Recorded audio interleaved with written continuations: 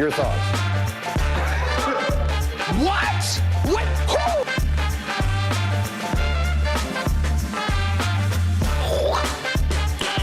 Who? Nice.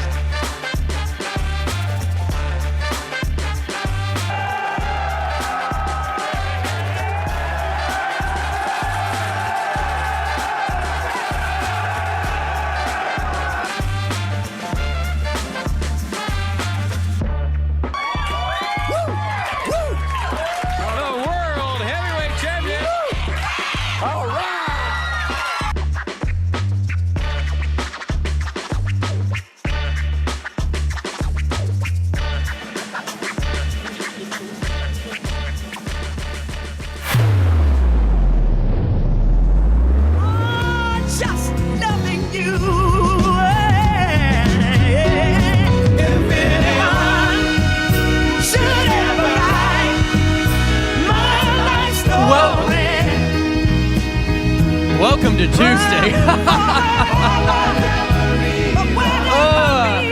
CJ Nasello here with you on our daily show. I couldn't hear myself for a second. We got a busy one today. We're going to be talking to Joe McGinnis here in about a couple minutes or so. We're going to get the latest on the new Trade Student of the Month. This is something that we've done with the home builders and remodelers of the Metro East, and we're going to do more with them. I am really excited about this. This was an idea that Mike had upstairs, and it was such a great idea because we do the new Student of the Month, and I'm going to tell you right now, we are looking for a sponsor for Jerseyville and the Southwestern School District. If you want to be a part of that and help us, tell those stories, because it does take a little bit of our resources to put them together. We look for community partners, and we've been doing that with Alton and all of the other school districts and doing quite well with them. Really excited about that, and we have so many great partners, Gerard Fisher and D.D. Holmes and Hainer Library, to name a few, and we want you to be a part of it too. So reach out to me, CJ, at RiverBender.com. To be a part of those trade spotlights or student spotlights. But we had this idea. Let's do one for the trade students that are focused on that vocational learning, because they're going to be the workforce that really helps drive the region going forward. So we decided to partner up with Home Builders Remodelers. We've been doing this once a month. Joe McGinnis is the director of the Collinsville Vocational Program that covers 10 districts. He'll be joining us at 9:50. We're going to have a conversation with Joe and our Trade Student of the Month, and I'm really excited about that.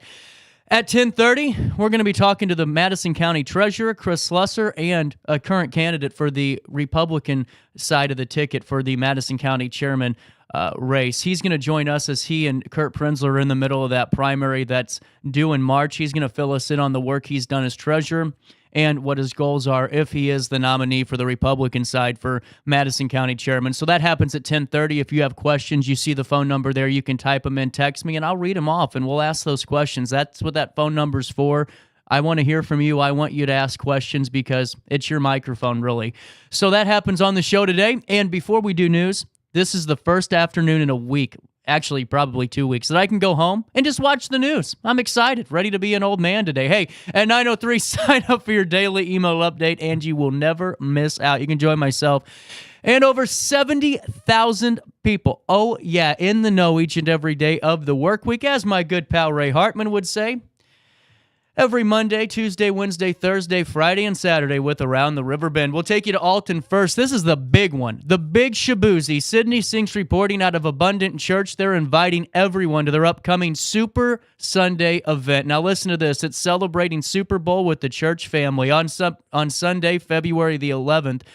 Abundant Church will mark the Super Bowl with games, tailgate, food, church services starting at 9 a.m. and another edition of it at 11 a.m. Pastor Joe Banks explained to Sydney that the event aims to highlight the church's atmosphere and provide a fun treat for young families to enjoy. Here's what we know. We have so many young families in our church, which is so awesome. And so what we want to do throughout the year are some fun events for young families to enjoy, Banks explained. He continued, really, we just want to capture the momentum of the Super Bowl in our community and all the fun that goes with it.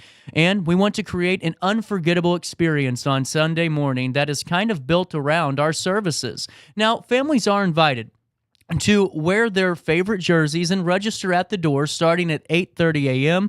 for the chance to win major prizes. Now, let me fill you in, including televisions and a Blackstone grill. There will also be a photo booth, plenty of stadium snacks, and a field goal challenge for attendees to check out and kick the day away. Church leaders have also planned an NFL kids experience specifically for the church's youngest congregation members and ages of infancy through 5th grade. Kids will be running drills, winning prizes, and playing an inflatable and indoor play park before, during, and after those church services to keep them entertained.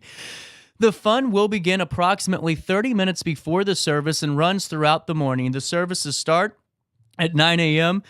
and 11 a.m., and Banks promises an inspiring message with lots of music and Super Bowl fun. Banks, who has young children himself, noted that things can be difficult for young people and families. He hopes that Super Sunday, the event, will provide free, safe fun for families and show them that Abundant Church is a family-oriented space. Banks encourages people to check out the official Abundant Church website at abundant.church for more information about the church and Super Sunday as a whole. He said the church is a multi-generational and diverse group, which is, quote, awesome to see, and welcomes everyone to enjoy the services and the Super Sunday fun. During unstable times, you can have stability. It can be found in a church family, Joe added. There's so much more going in our world, and we just want to help people find that stability. There's so much doom and gloom, but there can truly be light and life in the midst of it all. For more information about this event, you visit abundant.church/Super Sunday. At 9:07, Dalton Brown bringing us the latest out of Grafton. A man from Grafton, has been charged with aggravated unlawful use of a weapon, aggravated assault, and more, according to recent Jersey County court filings. Here's what you need to know. Jeffrey A. Dickinson, 37, of Grafton, faces both charges from an incident that took place on or about January 25th. Just about 6 days ago, Dickinson allegedly possessed an uncased and loaded Davis Industries firearm, which was immediately accessible at the time of the offense. According to court documents, he did not have a valid concealed carry license at that time. Dickinson was additionally charged with aggravated assault on the same date after he allegedly pointed a firearm at the victim, placing them in, quote, reasonable apprehension of receiving a battery, according to court documents. Now, according to the Jersey County Sheriff's Office inmate booking directory, Dickinson was also charged on January 25th with violating an order of protection. In total, Dickinson faces a Class 4 felony for aggravated unlawful use of a weapon, 2 Class A misdemeanors for aggravated assault and violating an order of protection. Court documents indicate a warrant was filed for his arrest on January 26th, ordering him to be held without pretrial release conditions and remanded to the custody of the Jersey County Sheriff to be held until his initial court appearance. Now, please note that all subjects are innocent until proven guilty in a court of law. Out of Alton, Keith A. Brown, 44, of Edwardsville, was charged by the Alton Police Department with 4 total counts, including unlawful possession of weapons by a felon, unlawful use of weapon, aggravated assault, and resisting a peace officer. Brown received these charges after reportedly pointing a gun toward police officers, fleeing on foot, and more, according to recently filed Madison County court documents. In a case that was presented by the Alton Police Department, Brown allegedly possessed a Springfield XD 9mm pistol on January 23rd after having previously been convicted of burglary, a felony. He was additionally charged with unlawful use of the same weapon after reportedly carrying it, quote, on a public way, being Broadway Street in Alton, within 1,000 feet of real property comprising any school, being St. Mary's Catholic School, located at 519 East 4th Street in Alton. Brown also pointed the firearm, quote, in the direction of, end quote, a police officer while they were engaged in their official duties, resulting in an aggravated assault charge. Finally, Brown received the charge of resisting an officer after fleeing on foot from the same officer he pointed the weapon at, according to court documents. A petition to deny Brown's pretrial release conditions contains more details of how the events unfolded on January 23rd. After officers received a report that he was threatening to harm an individual located in Alton while having an active warrant for his arrest. Here's a quote. Officers located the defendant in Alton in the area of a local school and attempted to contact him, the petition states. It continues, during the course of contact, the defendant produced a firearm and pointed said firearm in the direction of officers. The defendant was found to be in possession of a firearm and firearm ammunition. The defendant is convicted of a felony, and they give the reference number for the conviction of burglary. Defendant's pretrial release poses a real present threat to the physical safety of any person, persons, or the community. In total, Brown was charged with 2 Class 3 felonies for the unlawful possession of weapons by a felon and an unlawful use of weapons charge, as well as a Class 4 felony for aggravated assault and a Class A misdemeanor for resisting a peace officer's. Court documents do indicate that Brown was remanded to jail to be held until his initial court appearance. Please note again that all subjects are innocent until proven guilty in a court of law. At 9:12, out of Alton, throughout her time in the Congress, U.S. Representative Nikki Budzinski proudly held her Standing with Workers philosophy. One specific area is her efforts to help offset the recent layoffs by U.S. Steel at the Granite City Works plant. Congresswoman Budzinski joined me on our daily show a few weeks ago with Dan Brannon, and here's the latest from that interview. Here's a quote: "Too often, companies close down or initiate layoffs without giving their workers or the broader community proper notice," she said. She continues, "Workers and their families deserve better than a last-minute email letting them know that they're going to lose their job." When U.S. Steel tried to use a legal loophole to avoid providing an advance layoff notice to 400 Granite City Works employees, I worked with Governor Pritzker to secure an investigation by the Illinois Department of Labor. After calling the company out for their actions, they agreed to provide the impacted workers with additional support. She continues, "I also introduced the Fair Warning Act to strengthen advance notice requirements and ensure that companies are treating working people with the dignity and the respect that they deserve."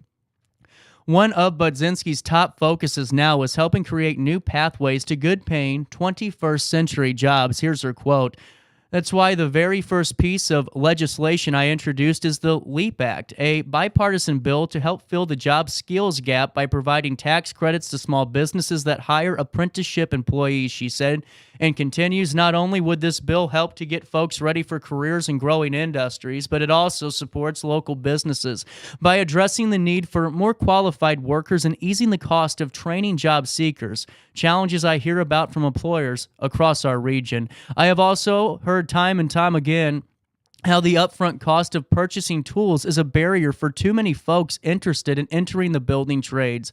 We need to make sure that these highly skilled men and women can afford the equipment they need to succeed. That's why I introduced the Bipartisan Tools Tax Deduction Act to allow apprenticeship employees and construction workers to write off the expense of tools and equipment required for their profession."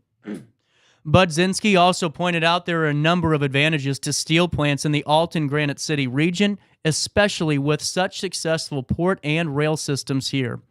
Her hopes in the federal government will provide grants to the companies like the steel plant in Granite City and continue to invest in them so they will rebound and be successful in the future. Granite City has some of the most highly skilled workforce in the country. America having a successful steel industry is a real key to our future. There will be more updates and more follow-up stories from our conversation with the Congresswoman. Also from Dan Brannon, an Alton Vintage Voices cast recorded what Julie Gavillo described as a profound performance on Friday night at an Association of Partners in Christian Education convention at the Union Station Ballroom. The cast did a portrayal of Elijah P. Lovejoy's story and the Underground Railroad and Alton's connection. Vintage Voices performance impact the APCE participants in a way that will not soon be forgotten. Gavillo, a local committee chair, said, quote, "They're excellent command of their craft and they're intentionally about faithfulness to the history of our region, left us thirsting for justice." Jody Basala, chair of Vintage Voices, said the following: "Vintage Voices is dedicated to preserving Alton's rich history and contributing to community. This performance presented an exceptional opportunity to showcase the history of Alton not only to a regional audience, but to the hundreds of individuals from across the United States. I'm so proud of everyone who contributed to this performance, the dedicated researchers, the directors, and the exceptional actors who wrote their own narratives. Their collective efforts resulted in a truly remarkable performance. Also, in the news from Dan Brannon, out of Carrollton, it's apparent that the Calhoun Brussels fans love their Warriors as much as the Carrollton fans love their Hawks. Calhoun had a large fan turnout on a Saturday night for the Lady Hawk Invite Championship game. The Warrior fans are loyal through thick and thin, good seasons and bad ones, and always supportive in every sports endeavor. Claire Hagan sank a shot at the buzzer that will now go down in Calhoun folklore as the Warriors won the championship game on Saturday night, 46-45 over the Hawks. Calhoun head coach Mark Hillen said he's only seen the buzzer beater shot Claire made on ESPN SportsCenter, but never at the bench as a coach. He said the Lady Hawk Invite Tournament is like the West Central Tournament for the boys and carries deep meaning for all the participants, many of whom know each other because the distances are so close between some of the schools. The Calhoun fans were extraordinarily jubilant after Hagan hit her shot that will now go down in the local history books. Another positive aspect of the championship game is the Calhoun fans were understanding and supportive of the Hawks players and the fans after the loss. Many in Carrollton and across the river in Calhoun County are close friends. Coach Hillen said he was just happy Claire hustled to the loose ball and tossed up a prayer to push his Warriors past the Hawks. The other beauty about the shot is it was nothing but net, the coach said. Here's a final quote. Our girls never quit, and I think they're ready for moments like this, Hillen added. My message to the girls in the locker room after the game was enjoy this because you've earned it. But now Hillen is thinking about what he has left on the regular season calendar, and that's a matchup with the Lady Hawks at Carrollton, a rematch set in stone for February the 5th. We got to get RiverBender.com up there. Let's take a look at weather. The time, 9:17 on this 30th day of January. Happy birthday to my nephew Channing. It's 38 degrees. It feels like 37. And, well, today, mostly cloudy, breezy, and cooler, with the chance of some showers and spots this morning. Tonight, a couple of sprinkles, otherwise just mostly cloudy. Temperatures will reach 41 degrees today, drop down to 30 overnight. On Wednesday, a high of 49, a low of 32, but we see some sun in the skies on Wednesday. On Thursday, get this, 60 degrees for the high temperature on Thursday, the first day of February, a low of 38, and we're going to get sun on Thursday and on Friday, where we can expect a high of 59, a low of 41, no rain in the forecast and sunny skies. We needed it. On Saturday, the day of the mouse races, get your tickets online or at the door. A high of 56, a low of 40, and just partly sunny skies and a 22% chance of rain. Hey, you want to see that beautiful Alton skyline? You can see it on RiverBender.com/weather. And for time and temperature throughout the day, you give this phone number a ring, 618-465-4545. This time powered by Bounce Back, Rehab, Recover, and Return Home. Super Sunday. You already heard me start the show off with it. You're going to get another email about it because you need to be there. Abundant Church is seriously pulling out all the stops. Pastor Joe Banks is new to town, but he is ready to show off what Abundant Church has to offer. You are invited to Super Sunday at Abundant Church. Enjoy 2 services packed with live music, an inspiring message, and Super Bowl fun for all ages. Get in the Super Bowl spirit the right way with your family around you with some inspiring messages and just to put you in the best mood forward on a Sunday morning before you lose your money on DraftKings. Plus, great live read. 30 minutes before and after each service, enjoy tailgate food, NFL drills for kids, a photo booth, field goal challenge, and major giveaways like a Blackstone grill, televisions, you name it, you got it. Wear your favorite team jerseys or gear. Register at the door for huge door prizes. Visit the photo booth for pictures with your family and friends. And free games, and stadium snacks. This happens at Abundant Church, February the 11th. That's a Sunday, 9 a.m. and 11 a.m. at 3986 Humbert Road in Alton. For more information, visit abundant.church/Super Sunday. That's abundant.church/Super Sunday, or give this number a ring today. 618-474-5433. That's 618-474-5433. A botched live read down, many to go. Our daily show continues next.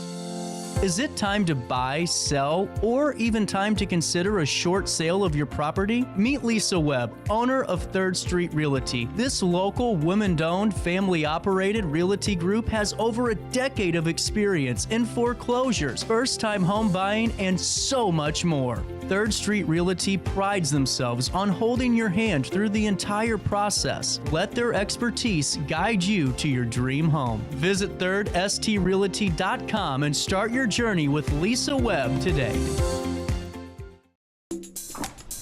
I just got a new air conditioner. Top of the line.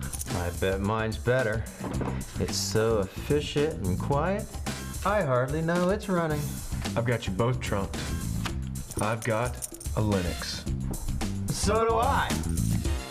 Barrett Heating and Cooling carries Linux products to meet any budget. Don't gamble with your energy dollars. Call Barrett Heating and Cooling and start saving today. Lennox. Innovation never felt so good.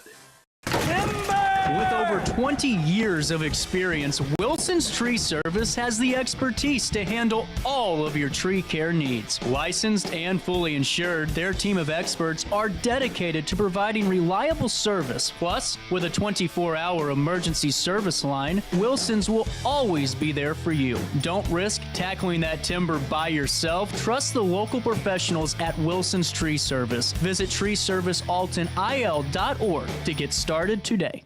Welcome to Evergreen Place, a community that embodies joyful living, independence, and financial freedom for seniors. If you're looking for a full day of activities or to relax in your apartment, we have you covered. Located on the Alton Memorial Campus. To know us is to love us. Experience the difference at Evergreen Place.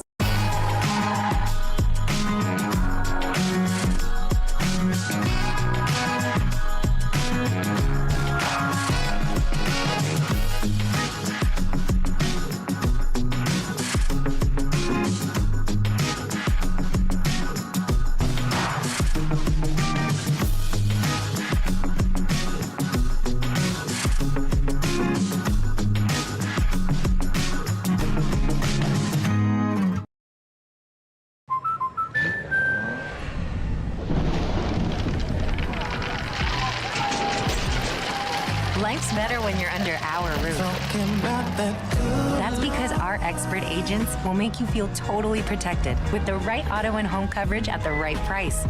Also, you can enjoy the dreams you worked so hard to achieve. American Family Insurance.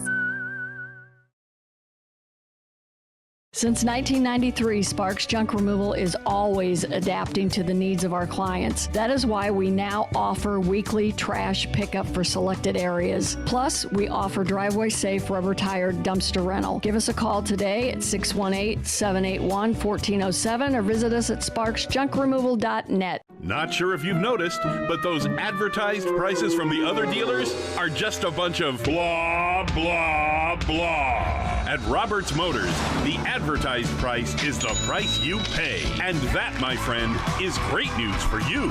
Don't fall for their so-called incentives that will leave you banging your head against the wall. Go with Roberts Motors. Prices you can trust and people you will like. That's the Roberts Motors way.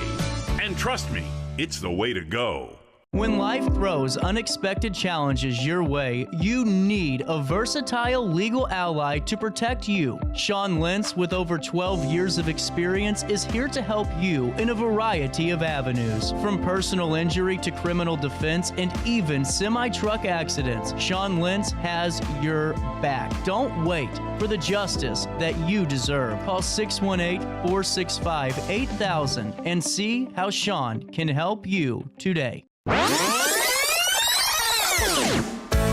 Welcome back to our daily show. Here's CJ. The sun, I'm sure it'll hit me when I walk through that that door tonight. Yeah, I'm gonna miss her. Oh, looky there, I've got a buy. Man, Brad Paisley's one of my favorites. You know, I think I like his insurance commercials a lot more, you know? I don't know. Hey, some news alerts because they just came across the Riverbender wire. Out of Edwardsville, Madison County State's Attorney Tom Hain did announce Monday that a Collinsville man convicted of home invasion for twice breaking into the home of a military veteran and robbing him has been sentenced to 42 years in prison plus another 6 months for contempt of court. Jalen Gladney, 28, received the sentence during a hearing before Circuit Court Judge Kyle Knapp. Following a trial, a jury in December found Gladney guilty of 1 count of home invasion causing injury, 1 count of home invasion while armed with a firearm, and 1 count of attempted residential burglary and 1 count of possession of a weapon by a felon. This violent offender targeted and preyed upon a member of our community who should be venerated, not victimized. Tom Hain, the Madison County State's Attorney, said, "This was a despicable crime, and I thank the jury and the judge for issuing their verdict and this lengthy prison sentence." According to testimony and evidence that was presented at trial by Assistant State's Attorney Katie Warren and Assistant State's Attorney Morgan Hudson, Gladney twice forced his way into a home on 24th Street in Granite City on July the 8th and on July the 9th. Gladney attacked the resident, robbed the resident of money and property, and at one point threatened to shoot the veteran resident. The second home invasion happened just hours after the first. In the second one, the victim initially thought it was the police officers at his door, returning as part of their investigation. Gladney was taken into custody a couple of days later on the 11th of July when he was caught peering into the windows and attempting a third time to enter the door of the victim's house. He was carrying a handgun and wearing a mask. Authorities suspect Gladney may have somehow known that the victim had money in his home. The victim was trying to save money for an upcoming medical procedure. Hudson asked the judge to impose a lengthy prison term, arguing that Gladney has a history, a long one, of burglaries, and that there was an incredibly high chance that the victim in this case could have been shot. This situation absolutely could have gone another way, Hudson argued in court. Hudson added this defendant has spent his entire life breaking into people's homes, stealing things that don't belong to him, and generally wreaking havoc on the working people of this community. In this case, a 65-year-old veteran who fought for our country's freedom. He deserves no mercy with this sentence. Hain commended prosecutors Warren and Hudson along with the Violent Crimes Unit of the state's attorney's office for their work on this case. He also commended the Granite City Police Department and other agencies that assisted in this investigation. The judge imposed the 6-month contempt of court sentence after issuing repeated warnings to Gladney regarding his courtroom behavior, which included an attempt to make an objection to the judge's remarks. The sentence for contempt will be served prior to the start of his sentence for the criminal offenses.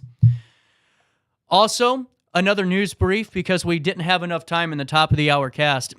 Educators and law enforcement officers did gather at the annual School Safety Summit for Madison County on Monday, January 29th. The event was hosted by Madison County Regional Superintendent of Schools Rob Worden to cover mental health, cyberbullying, and grooming in schools. Madison County State's Attorney Tom Hain, Deputy Sheriff Marcus Polito, and Mental Health Board Executive Director Deborah Humphrey also led the discussion. There are issues are often overshadowed by the school shootings, but in reality, they affect more of our students every day across the state and the country. In the county, Worden said.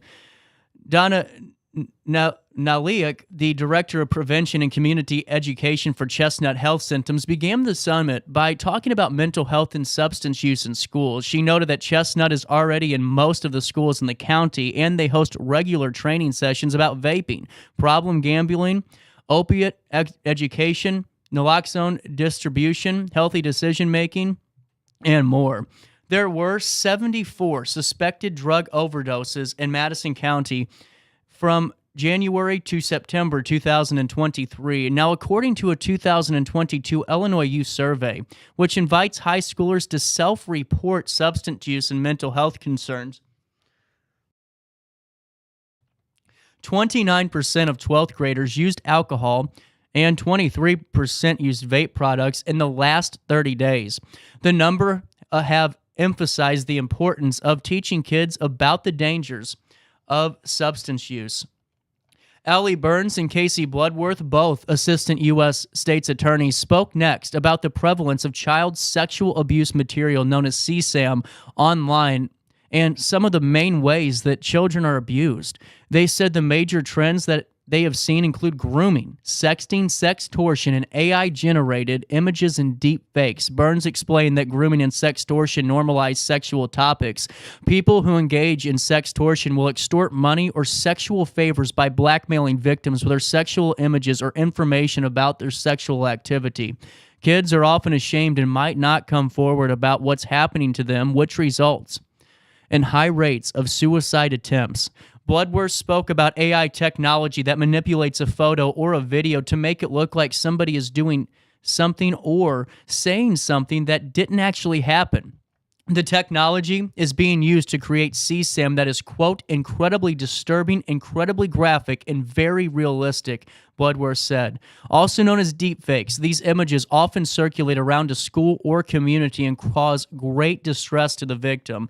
Bloodworth encouraged educators to outline their policies around AI technology and to talk to students about the harm that can be caused with this, which can help students understand the dangers and consequences of creating these deepfakes.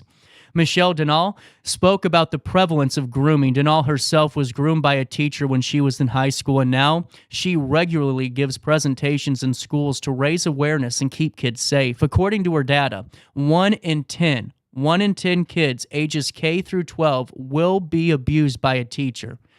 Denal noted that the predators often choose positions of power, and groomers will become a child's friend and confidant before the relationship becomes sexual.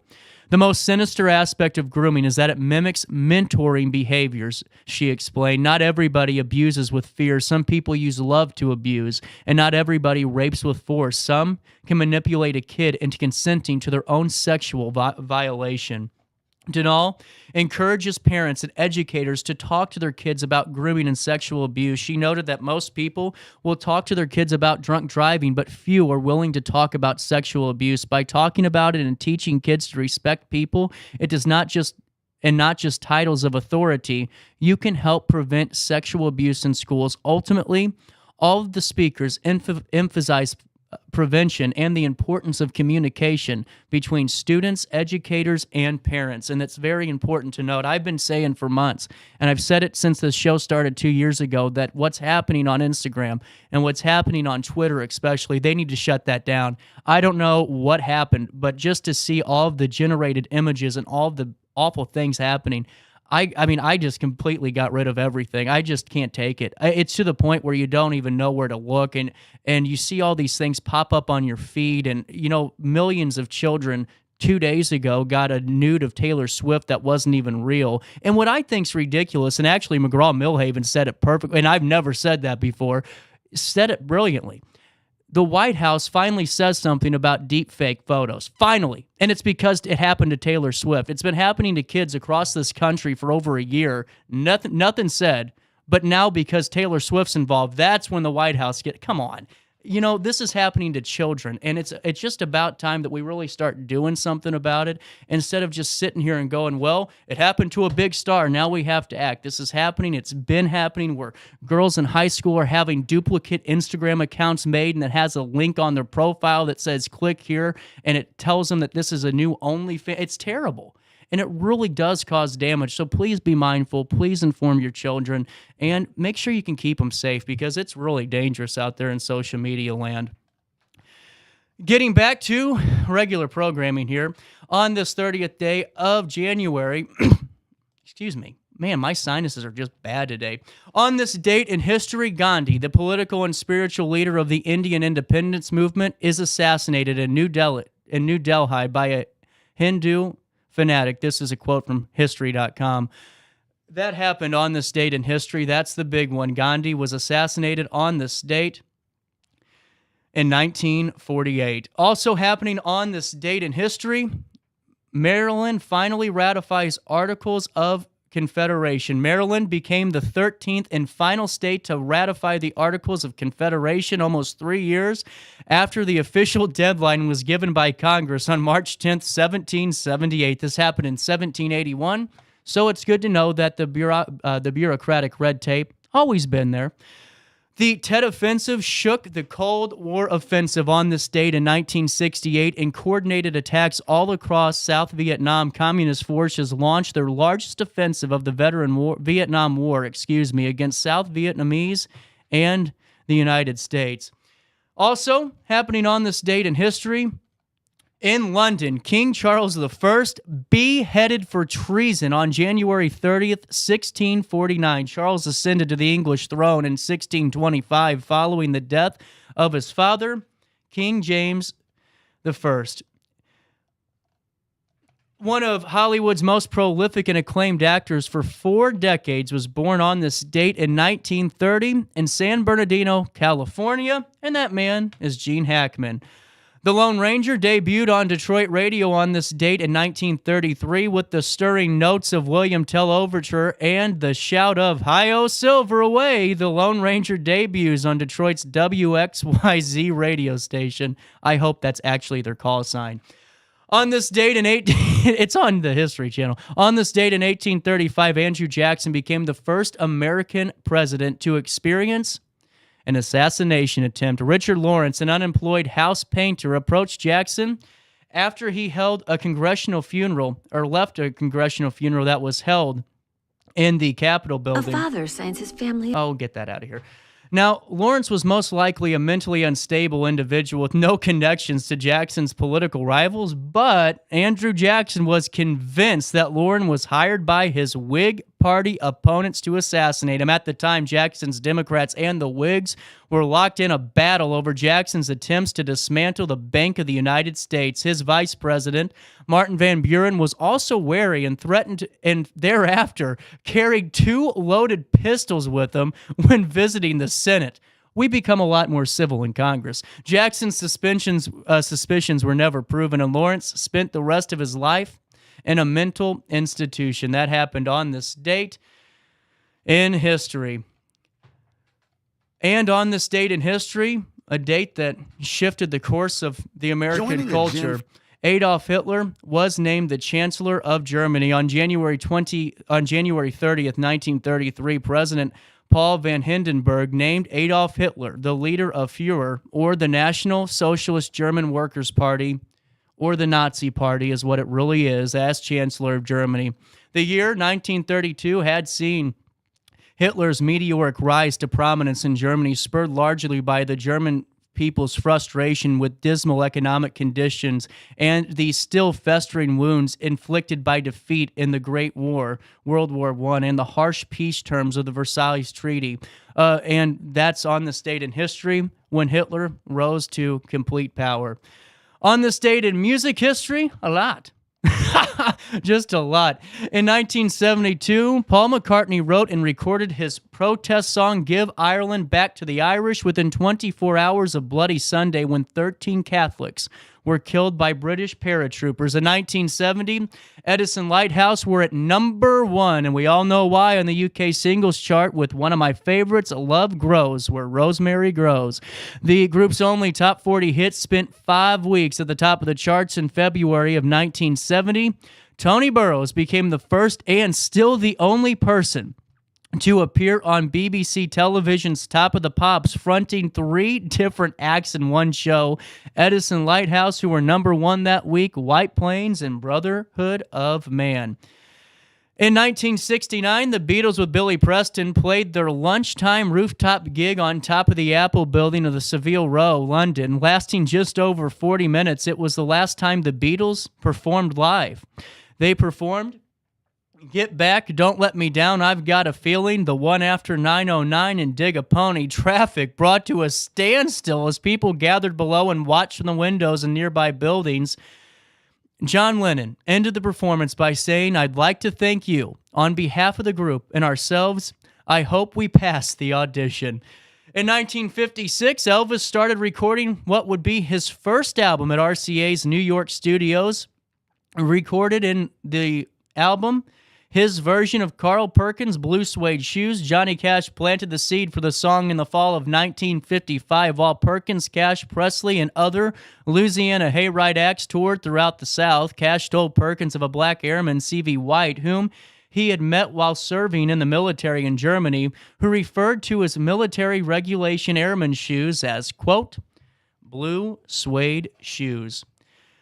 Born on this date in music history, Phil Collins in 1951, the late great Phil Collins, English singer, drummer, songwriter, and record producer. As a member of Genesis, he had the 1986 number 1 Invisible Touch, 1992 UK number 7 single, I Can't Dance, plus 6 UK number 1 albums. As a solo artist, Collins had the 1988 UK and US number 1 with A Groovy Kinda Love, plus 6 other US number 1s. And UK number 1 solo albums. Acting roles included Oliver, Buster, and Miami Vice.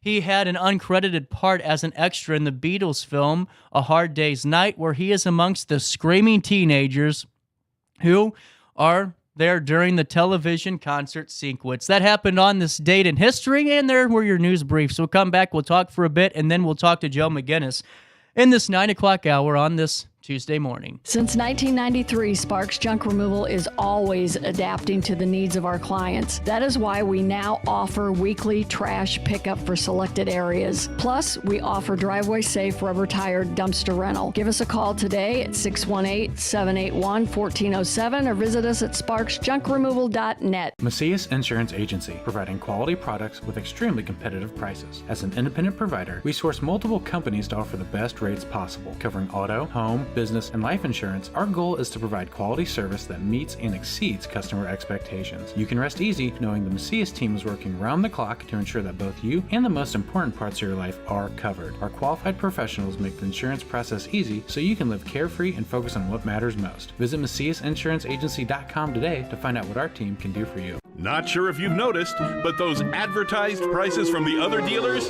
are just a bunch of blah, blah, blah. At Roberts Motors, the advertised price is the price you pay. And that, my friend, is great news for you.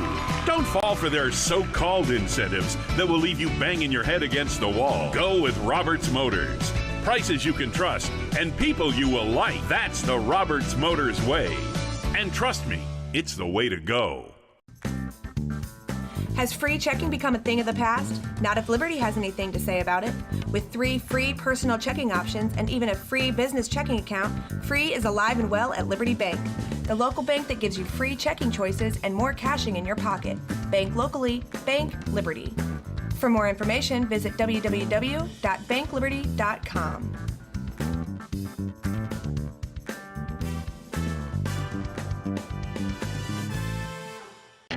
RiverBender Radio has built 3 great new stations just for you in the Riverbend.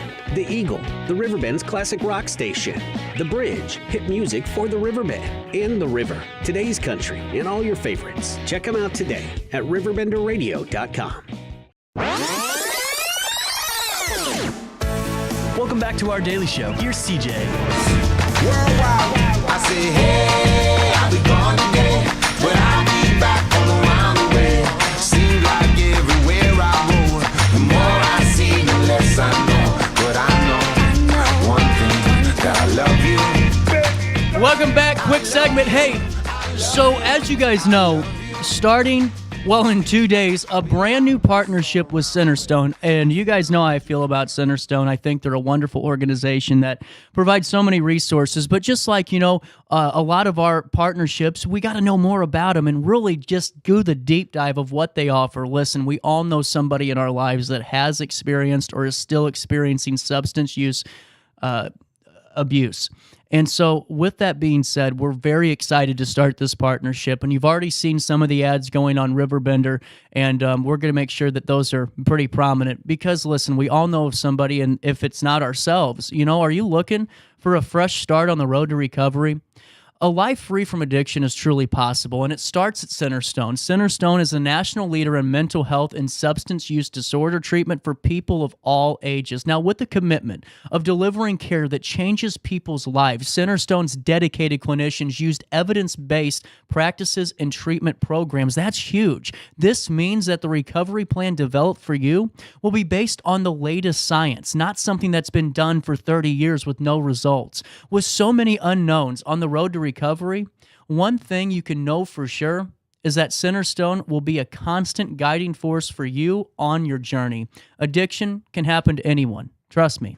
Start working towards your recovery today by visiting Centerstone online. recoverwithus.org, recoverwithus.org, recoverwithus.org, or by calling 1-877, that's 1-877-HOPE 123, 1-877-HOPE 123, or recoverwithus.org. I'm really excited about that partnership. And I can't thank Dallas enough and Centerstone enough for really trusting RiverBender.com to help them with this very important campaign. I mean, we've talked about it time and time again on the show with the statistics in Madison County for especially opioid abuse keeps going up, overdoses going up, and we got to do something about it, and we got to make sure that those resources are available and easily obtained. And there's so many great treatment programs and so many great resources and guides around the city of Alton that's on their website where you can go and see an Alton Cares resource guide and the Riverbender resources guide that Sydney Sinks does a fantastic job on. So please stay tuned to that and hang out with Centerstone and I on the first and last Wednesday of every month, where we take the deep dive with experts about this very, very important topic. At 9:46, we'll take a little bit of a break here. We're going to talk to Joe McGinnis, and we're going to get the latest from our Trade Student Spotlight Award winner of the month of January. We'll take a quick pause in our daily show. We'll continue next, right after this in downtown Alton. Is it time to buy, sell, or even time to consider a short sale of your property? Meet Lisa Webb, owner of 3rd Street Realty. This local, women-owned, family-operated realty group has over a decade of experience in foreclosures, first-time home buying, and so much more. 3rd Street Realty prides themselves on holding your hand through the entire process. Let their expertise guide you to your dream home. Visit 3rdstrealty.com and start your journey with Lisa Webb today. I just got a new air conditioner. Top of the line. I bet mine's better. It's so efficient and quiet, I hardly know it's running. I've got you both trunked. I've got a Linux. So do I. Barrett Heating and Cooling carries Linux products to meet any budget. Don't gamble with your energy dollars. Call Barrett Heating and Cooling and start saving today. Lennox. Innovation never felt so good. With over 20 years of experience, Wilson's Tree Service has the expertise to handle all of your tree care needs. Licensed and fully insured, their team of experts are dedicated to providing reliable service. Plus, with a 24-hour emergency service line, Wilson's will always be there for you. Don't risk tackling that timber by yourself. Trust the local professionals at Wilson's Tree Service. Visit treeservicealtonil.org to get started today. Welcome to Evergreen Place, a community that embodies joyful living, independence, and financial freedom for seniors. If you're looking for a full day of activities or to relax in your apartment, we have you covered. Located on the Alton Memorial Campus. To know us is to love us. Experience the difference at Evergreen Place.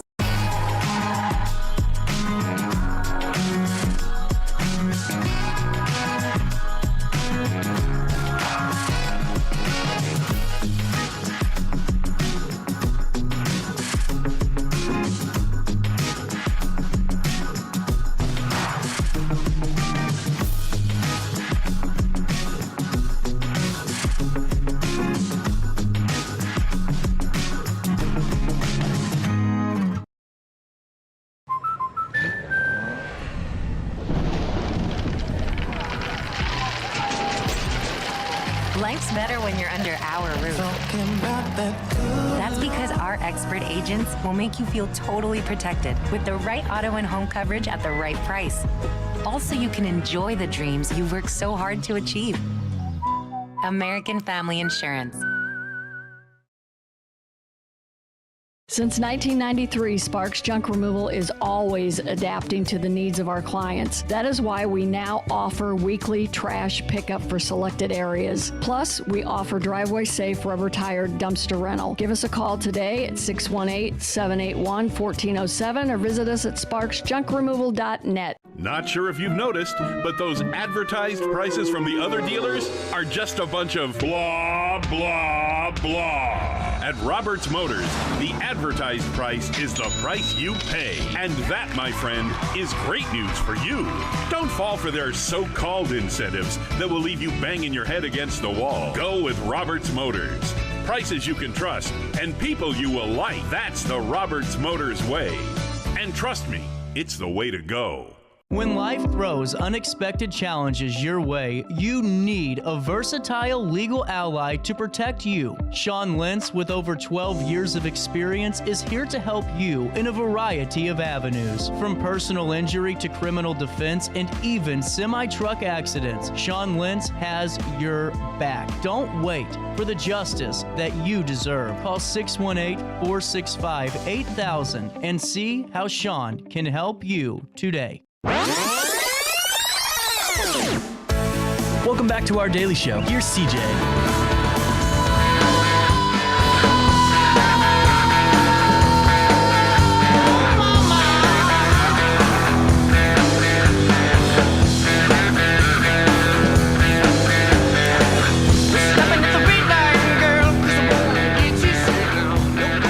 .951, welcome back.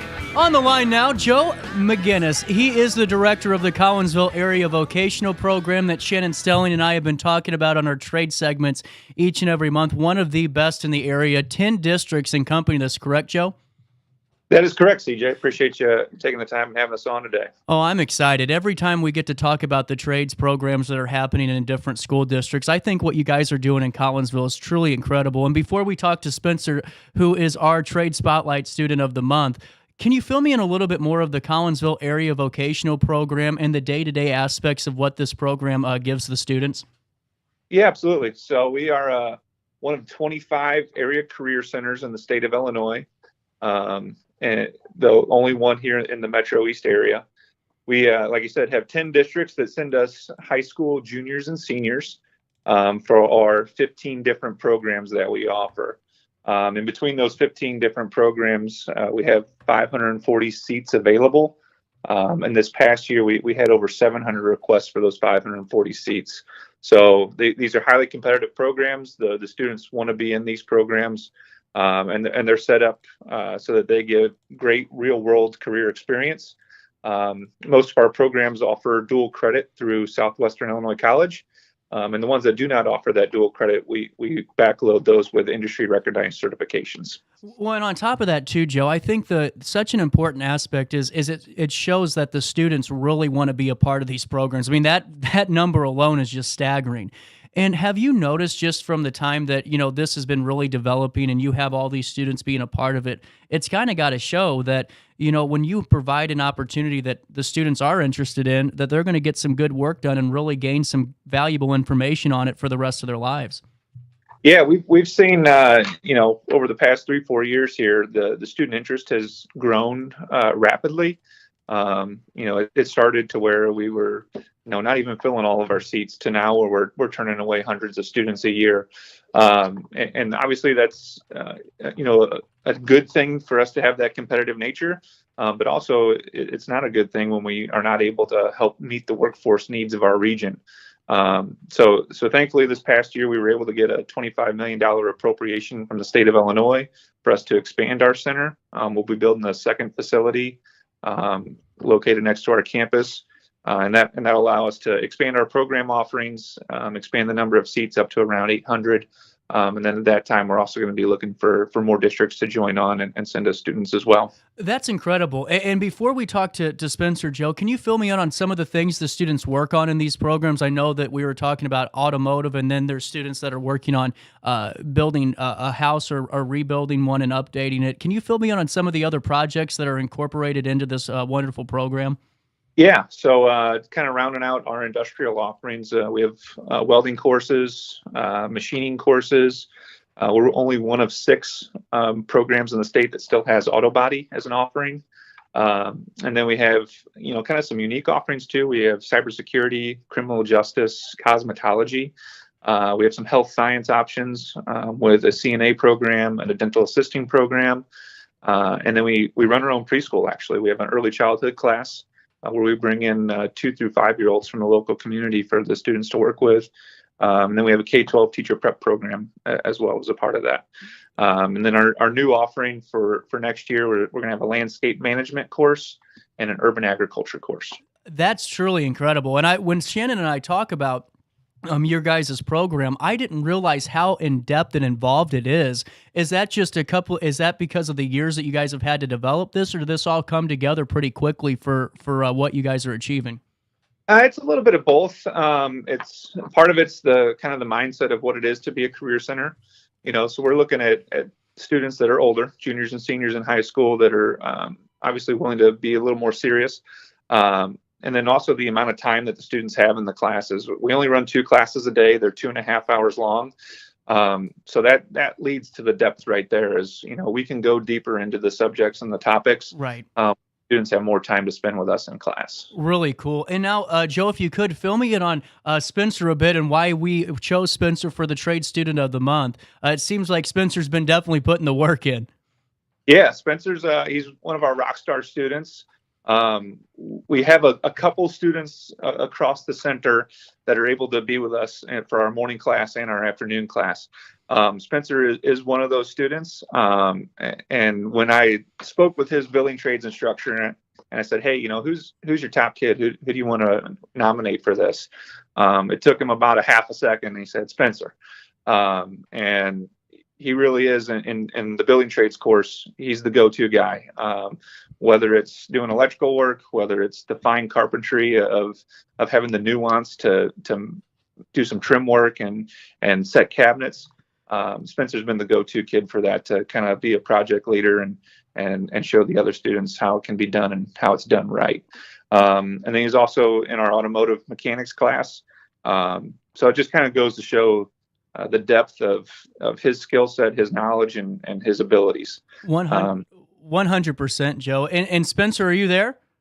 Yes, I am. Hey, Spencer, I just got to ask you, this love that you have for the vocational program and all that you're doing in automotive, and just talking a little bit about some of the other projects you're doing, has something in this field, in this industry, in terms of just vocational trade programs, is this something you've always been interested in as a young age, or is this something you kind of, fell in love with as you got older? No, so I always been in a love of carpentry, and especially the trades work to just get my hands dirty on. But my grandpa really inspired me when I was in a very young age, because my parents were always full time, and I was always with my grandpa. My grandpa always was building something or anything, working on something. So I was always right there with him, and that's what inspired me the most, was him. So I was always into this trade work. Well, and Spencer, on top of that, it's whenever you were able to get accepted into this, because it seems like there's a lot of students that are always, wanting these spots. How did it feel knowing that, hey, I am in part of this program, I got picked, I got accepted, and what was that feeling like, knowing that you're able to do something that you've been wanting to do for a while and getting to get that school credit while you're doing it?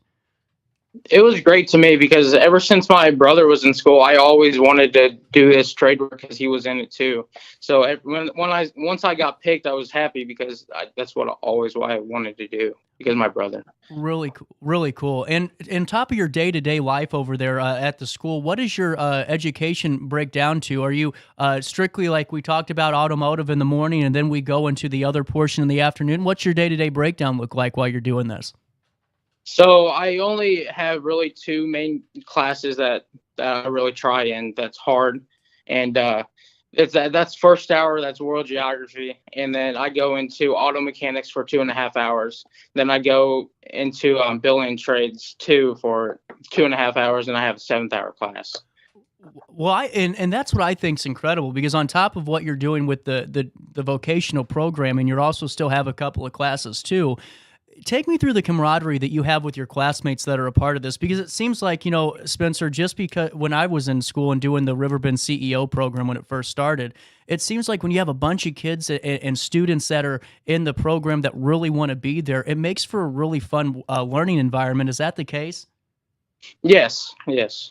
And what's some of the moments that you've been able to do and accomplish in this program that kind of stick with you? Any milestones or any fun building stories you want to share with us? Oh yeah, while building this house, I knew the carpentry, but before I came in here, I really didn't like drywall. We did a lot of drywall. I really didn't have like a very good clue about that, or like a little bit of the framing that we did, a lot of electrical that we did that I really didn't know before this. I took this class, but when I was doing it and got my hands on it, I really got to know from the instructor how he taught me. It really gained my knowledge of how to build a house. And have you been able to share some of what you've been working on with your family and getting their thoughts on it too? Oh yes, yeah, they love it. And Spencer, whenever I think about what you guys are doing, and you mentioned it too, just talking a little bit about your instructors. Take me through some of the things that you have been able to learn. Is there an instructor of note that you'd like to mention and give a shout out to?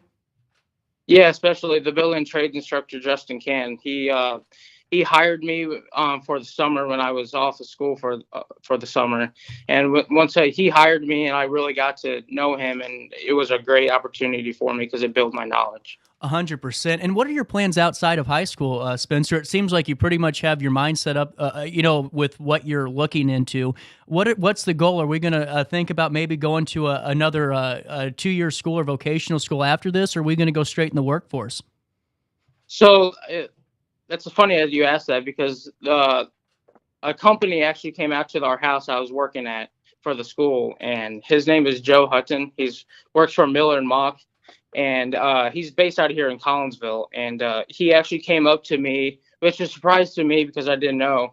And he asked me if I was looking for a job. And I was like, yeah, I could be at the time. And he came up to me and asked me questions. So basically, I guess it was an interview to me. And he came up to me and asked me some questions that he needed to know, and asked if I can work anytime.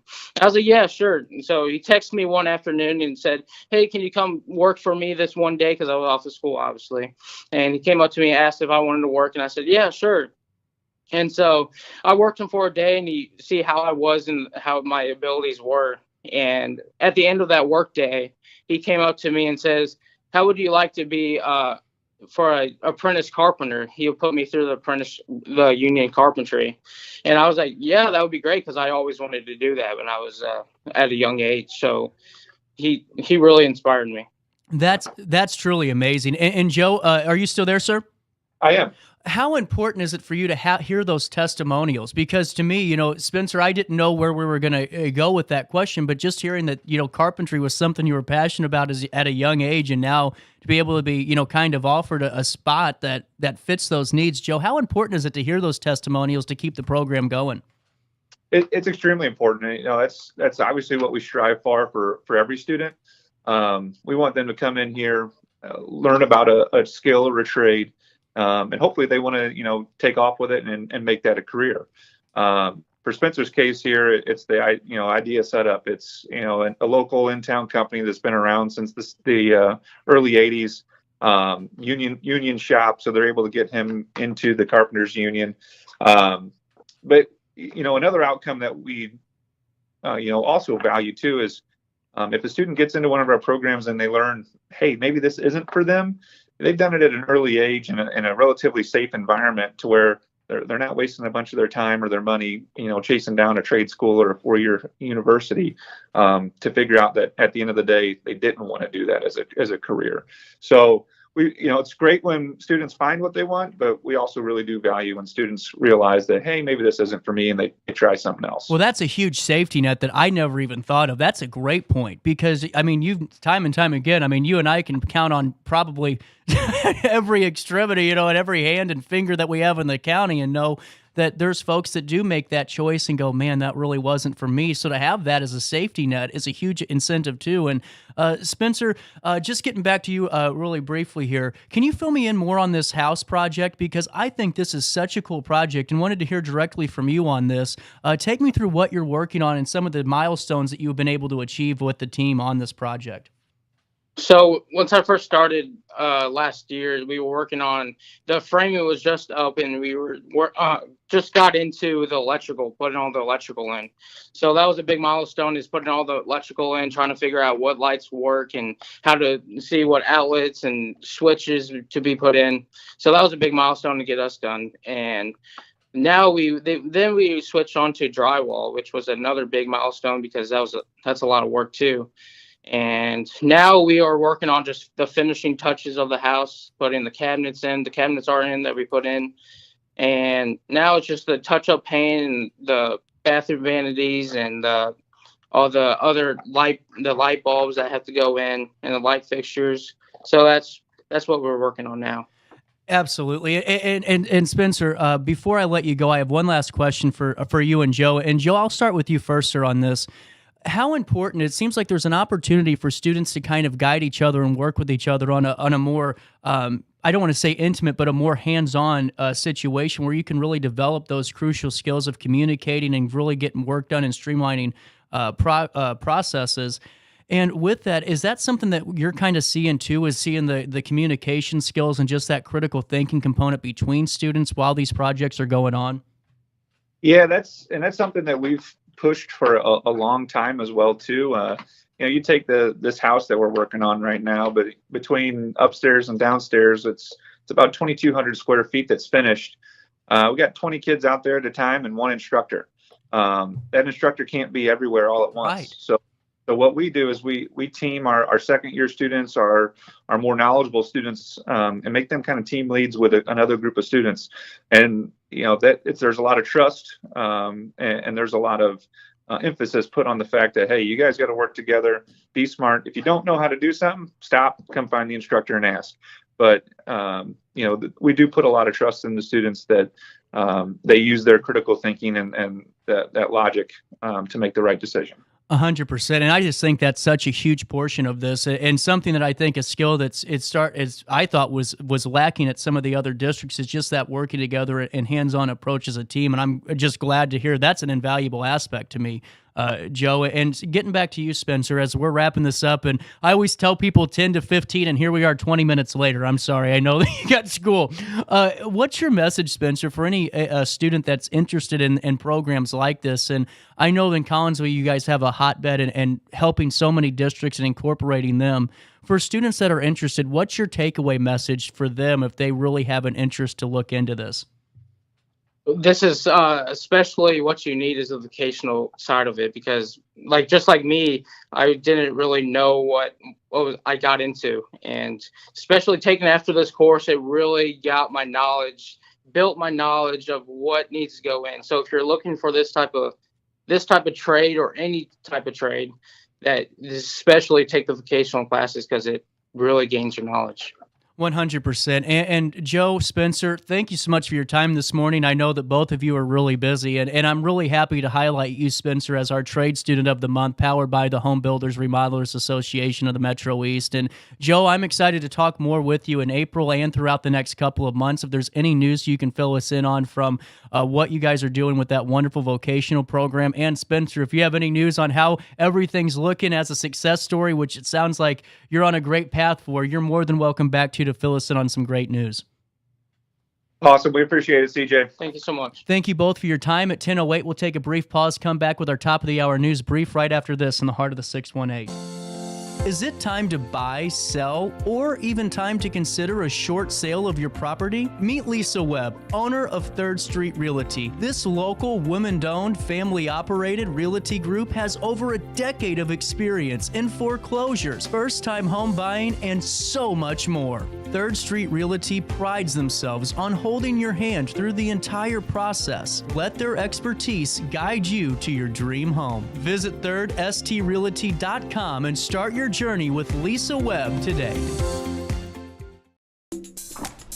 I just got a new air conditioner. top of the line. I bet mine's better. It's so efficient and quiet, I hardly know it's running. I've got you both trunked. I've got a Linux. So do I. Barrett Heating and Cooling carries Linux products to meet any budget. Don't gamble with your energy dollars. Call Barrett Heating and Cooling and start saving today. Lennox. Innovation never felt so good.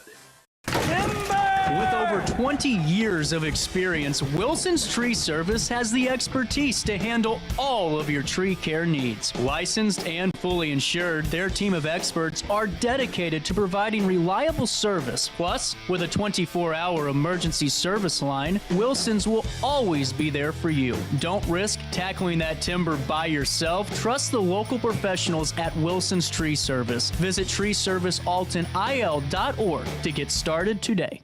Welcome to Evergreen Place, a community that embodies joyful living, independence, and financial freedom for seniors. If you're looking for a full day of activities or to relax in your apartment, we have you covered. Located on the Alton Memorial Campus. To know us is to love us. Experience the difference at Evergreen Place.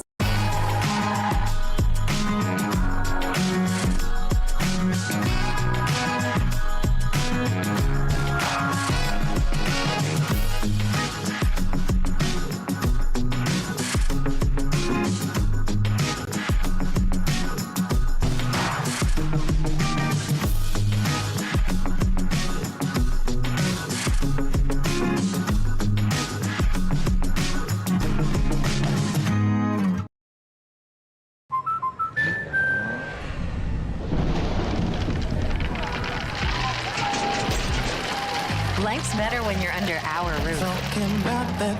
That's because our expert agents will make you feel totally protected with the right auto and home coverage at the right price. Also, you can enjoy the dreams you've worked so hard to achieve. American Family Insurance. Since 1993, Sparks Junk Removal is always adapting to the needs of our clients. That is why we now offer weekly trash pickup for selected areas. Plus, we offer driveway-safe rubber-tired dumpster rental. Give us a call today at 618-781-1407 or visit us at sparksjunkremoval.net. Not sure if you've noticed, but those advertised prices from the other dealers are just a bunch of blah, blah, blah. At Roberts Motors, the advertised price is the price you pay. And that, my friend, is great news for you.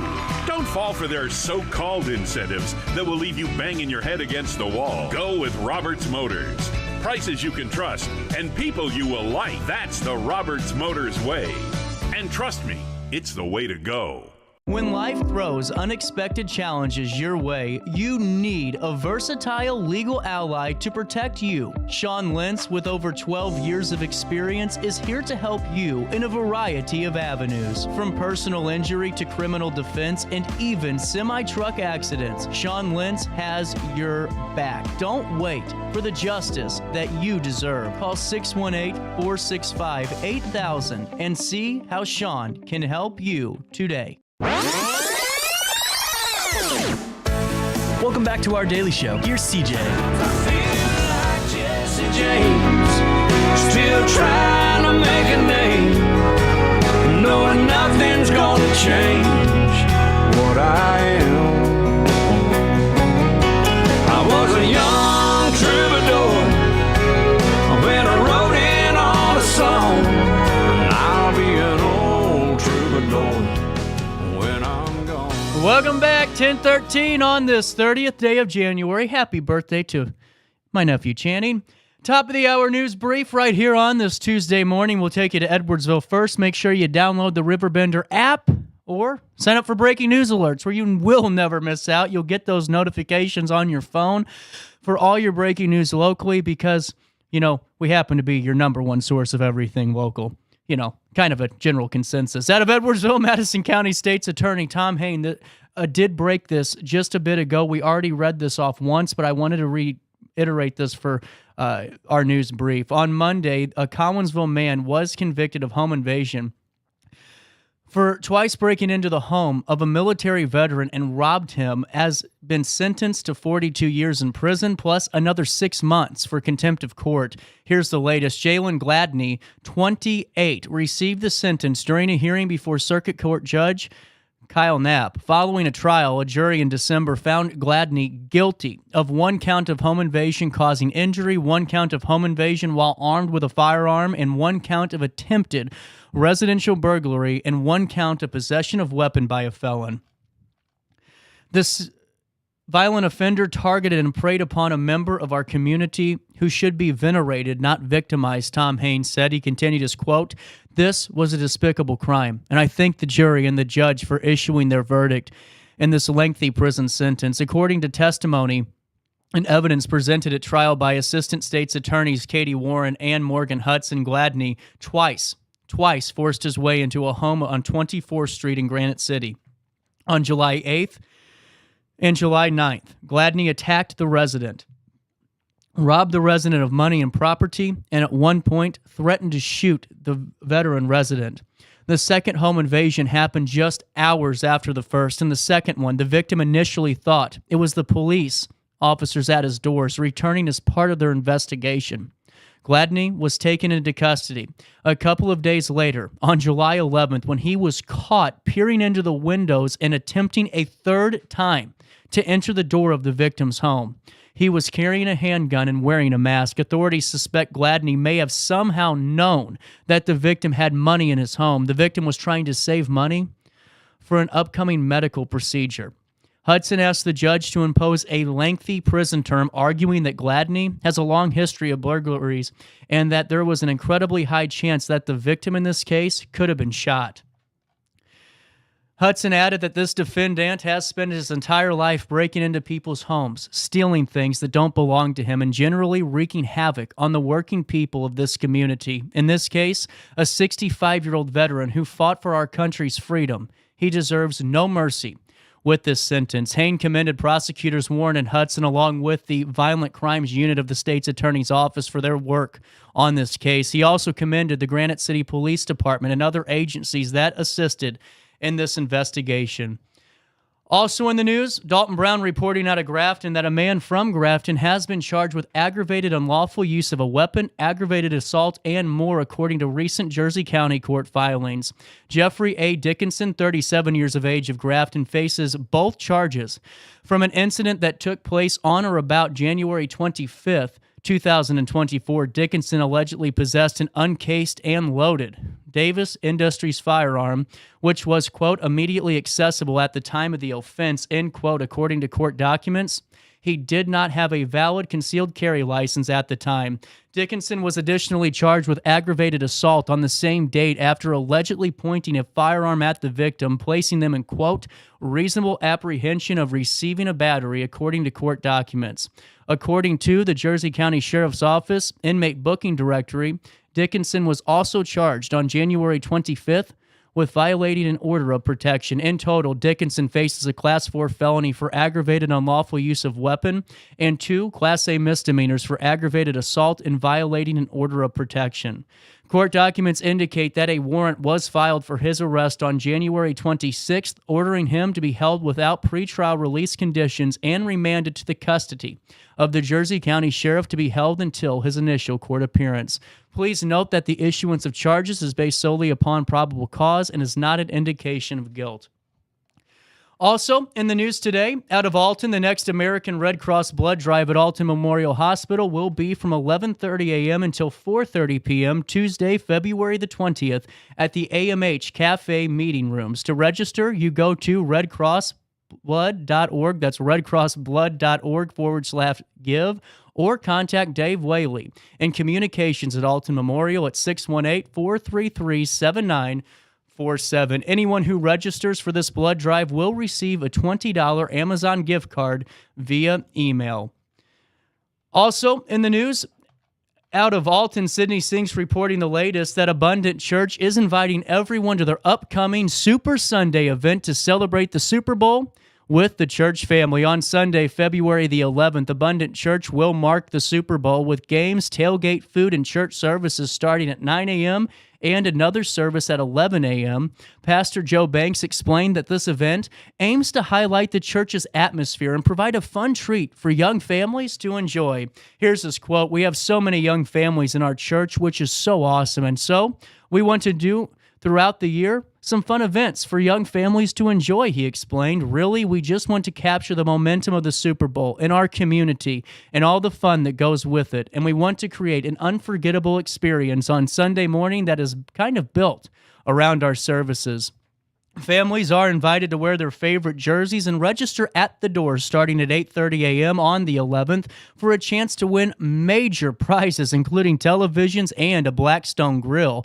There will be a photo booth, plenty of stadium snacks, and even a field goal challenge for attendees to check out and kick the day away. Church leaders have also planned an NFL Kids experience specifically for the church's youngest congregation members, ages infancy through 5th grade.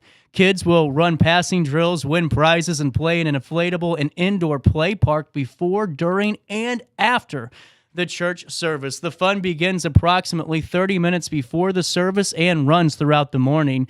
The service starts at 9 a.m. and has one at 11 a.m., and Banks promises an inspiring message with lots of music and Super Bowl fun. Banks encourages people to check out the official Abundant Church website for more information about the church and Super Sunday. He said the church is multi-generational and diverse, which is, quote, awesome to see, according to Pastor Joe Banks, and welcomes everyone to enjoy the services and Super Sunday fun. For more information about this event, visit abundant.church. That's abundant.church/Super Sunday. Let's take a look at weather. The time is 10:20 on this 30th day of January. It's 38 degrees. It feels like 35. Temperatures will reach 43 degrees today. Drop down to 29 overnight as we head into Wednesday, the last day of January, where we can expect 49 for the high, 32 for the low. Then on Thursday, a little bit of a splash of spring. 60 degrees for the high on Thursday, a low of 42 on Friday. Sunny skies, a high of 61, a low of 43. And then on Saturday, the day of the mouse races for the Alton Area Optimist Club, 60 degrees for the high and 43 for the low. Let's get through these 2 days and we're back up to spring when February rolls around on the calendar. Right now, as it sits, 38 degrees. It feels like 35 for time and temperature throughout the day. You give this phone number a ring, 618-465-4545. This time powered by Bounce Back, Rehab, Recover, Return Home. Hey, before we take a quick break, I got to fill you in on Denise Sparks because she is one of my biggest supporters and, well, you're one of her biggest supporters. I'm seeing those purple and yellow trash cans pop all across the 618, and it's because of her goal to ensure that she provides the best customer experience for all of you. You know, there are some towns that really don't get an option, but so many of you said we need that alternative option from the big boy. We need somebody that's going to help us and be local with our trash pickup, and that's what she did. For 30 years, she's been the queen of junk, and now for the next 30, the queen of junk, and now the queen of trash. You can go to sparksjunkremoval.net. That's sparksjunkremoval.net and click on the weekly trash service tab and fill out the booking form. They'll get in touch with you, and yes, someone from their office will get in touch with you, not a third-party cold call center that has to answer phones for 40 companies.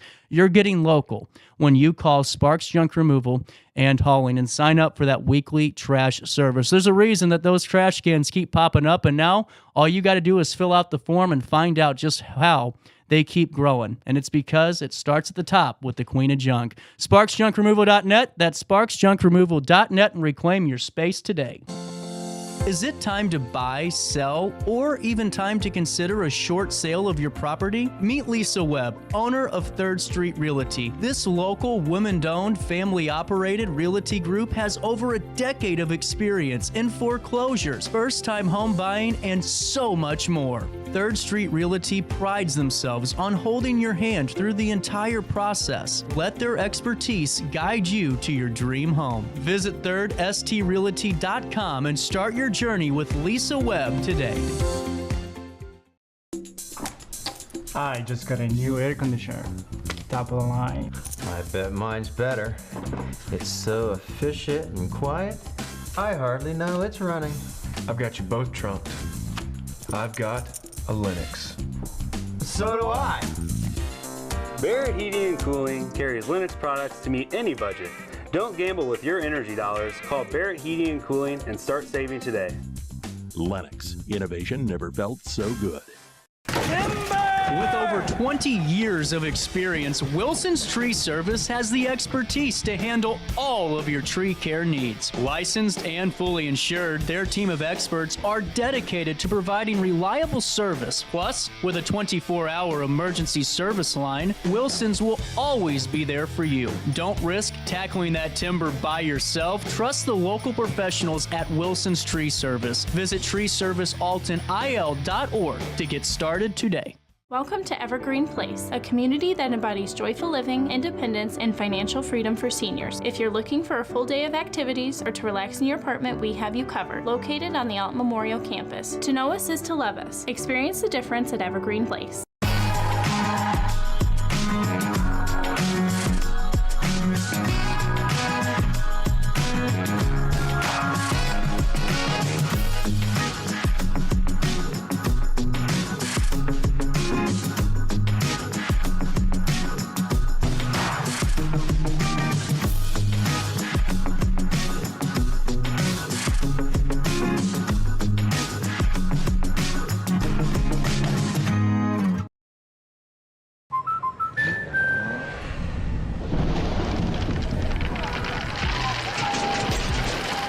Life's better when you're under our roof.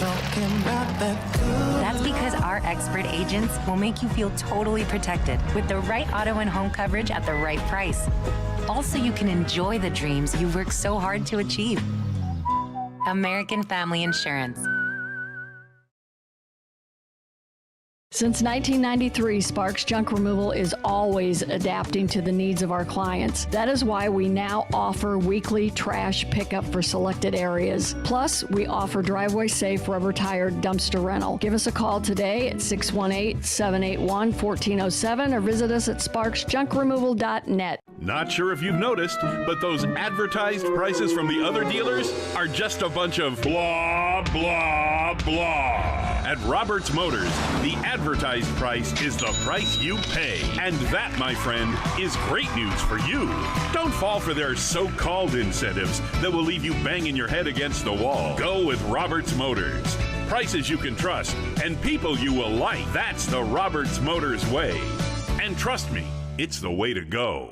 When life throws unexpected challenges your way, you need a versatile legal ally to protect you. Sean Lentz, with over 12 years of experience, is here to help you in a variety of avenues. From personal injury to criminal defense and even semi-truck accidents, Sean Lentz has your back. Don't wait for the justice that you deserve. Call 618-465-8000 and see how Sean can help you today. Welcome back to our daily show. Here's CJ. Reason why I should never make a change. Baby, if you owe me, then all of this will go away. Welcome back. 1027, look who I found, the current treasurer of Madison County, Chris Slusser, and the candidate, one of them on the Republican side for Madison County chairman. Sir, how are we doing this morning? I'm doing great. How are you? Yeah, I'd be better if the sun comes out. I know. I thought we were supposed to get this 50-degree weather this week, and then, I guess it's coming later this week. You got to love meteorologists. The whole let's throw it out there and then change it and say, well, stay tuned at 10 and we'll give you a different report, Exactly. Yep. Well, you've been pretty busy the last couple of months. And, yes, I have. It's no surprise if you look at any publication that there's a lot of interest in this county chairman primary, because the notion that a lot of people have is, it seems as if you look at the last voter rolls, that the Republican side is going to do pretty well in this general election. Yes. But the primary race is starting to heat up a bit. Fundraising's keeping going on, and now the primary date is when? It's March 19th. March. It's coming up quick. It is coming up quick. Is there a reason that, and I not to go off subject here, but is there a reason that the primary is always so early in the year? Is that just to get the general race kind of going I think quicker? so. They want to get it all out of the way before the conventions in the summer, And as of now, how's everything going? Are you seeing a lot of support on your Yes, side? I am. It's been a little overwhelming.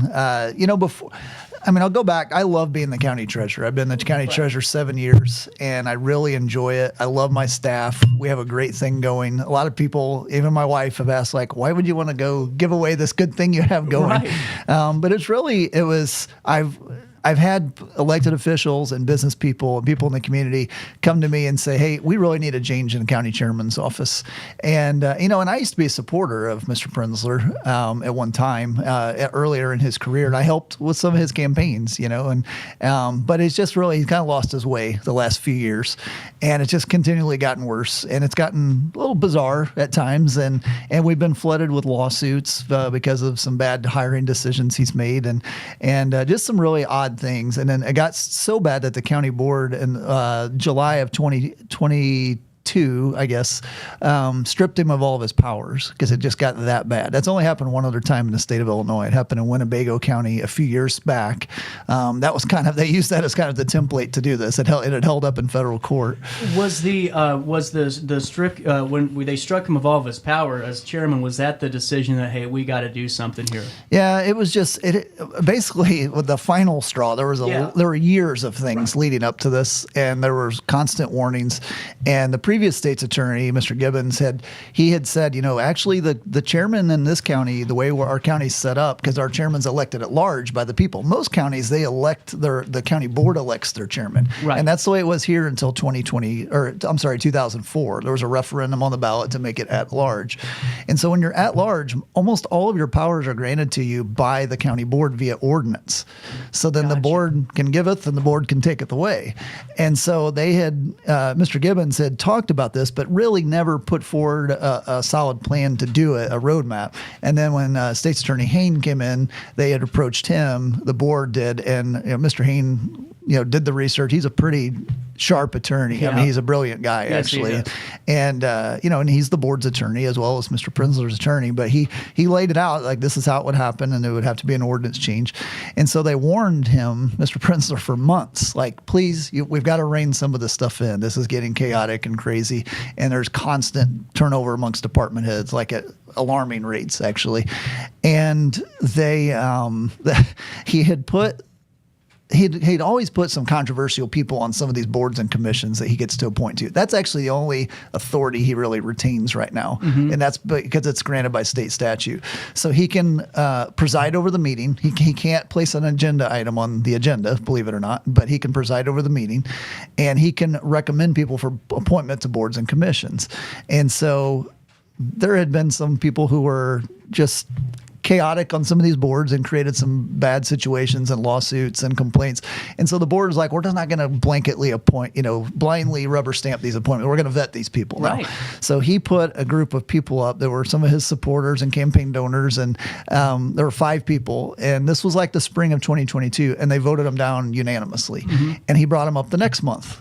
And they didn't even make a motion to put it on the floor. It just died due to lack of a motion. He put it up a third month. And they said, okay, like, this is getting disrespectful and silly and embarrassing. They didn't make a motion. It died due to lack. I've never seen that happen before, I don't think but it's happened about 50 times under his watch now. And so he wasn't getting the message. So they told him, if this happens one more time, like, we're just going to strip you of your powers, mm-hmm. like, because you can't be trusted to do. You're not trying to do the right thing. You're not even trying to work with anybody. You haven't for a long time. You're not acting in good faith. And so he did it again. And so they voted him down again. And then they called a special meeting. They stripped him of his powers. Well, and on top of that, one of the individuals that was being floated was one that's cost the county a lot of money in tax dollars in terms of frivolous lawsuits. Correct? Which one were you referring to? Was that Doug that was being appointed? No, I don't think he's tried to appoint Doug Hulme to anything. Okay, I thought he was a sanitary supervisor. No, that was Randy Randy Presswood, which is another. So my apologies. No. That's Randy's another controversial figure that mm-hmm. Has aligned himself with the chairman. So then I had constantly been approached by the sheriff, the state's attorney, county board members, business people, community members, employees at the county. They're like, we've got to do something. We think you're the guy that can do it. Mm-hmm. You've got a good reputation, a good name ID in the county, and I was a county board member before, which I think is very important. Because you learn how to build those relationships. Mr. Prenzler is actually the first county chairman in our history of our county that never served on the county board. Mm-hmm. And so he's never really valued that relationship building or made real real attempts to build relationships. And I know all the county board members pretty well. And we have some newer ones now that I have not gotten super close with. But I mean, over the years, I've always had a great relationship. They come into my office, we chat, I give advice, whether it's solicited or not, Right. and they know that I don't put pressure on anybody, Well, and on top of that, I've seen, just because I like to kind of just observe that the supporters that are on the Prinzler side of things right now are saying, well, if that kind of hints at, an establishment at play, that they know each other, is that such a bad thing in your opinion? No, because the role of the chairman is to get an agenda passed, and to get an agenda passed, you have to work with your county board. Yeah. And so one of the things that he had done that had really gotten himself in hot water with the board is over the years, he doesn't call his board members before he puts something on the agenda.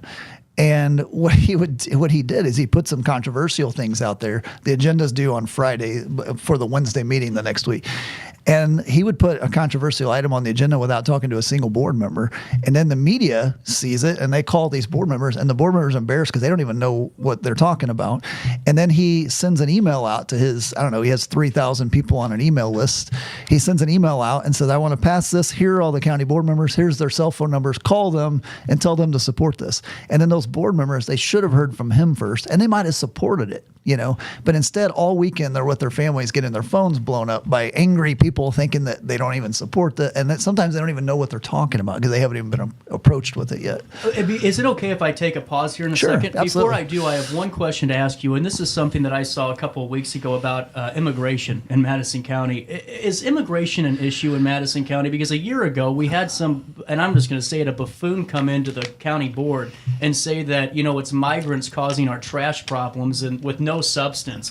And now it seems like we're kind of getting back to this being a little bit of an issue, not with trash, but in terms of just the greater national emergency. What's your thoughts? It is not yet an issue in Madison County. It's something that we're paying attention to because, the buses are all going to Chicago and Denver and New York, the sanctuary cities, and they have not sent any buses here. And I don't think Greg Abbott is interested in sending any here. Now, the mayor of Chicago may decide to send a busload down here, to offload some folks. But it has not been an issue. We've not been approached with that. We've not heard of anything happening. There are plans being made to take a look at our ordinances to see what we can do. But we want to do it in a way that's constitutional and prudent and respectful, but also in making sure we're not opening ourselves up to some constitutional liability for violating anybody's rights.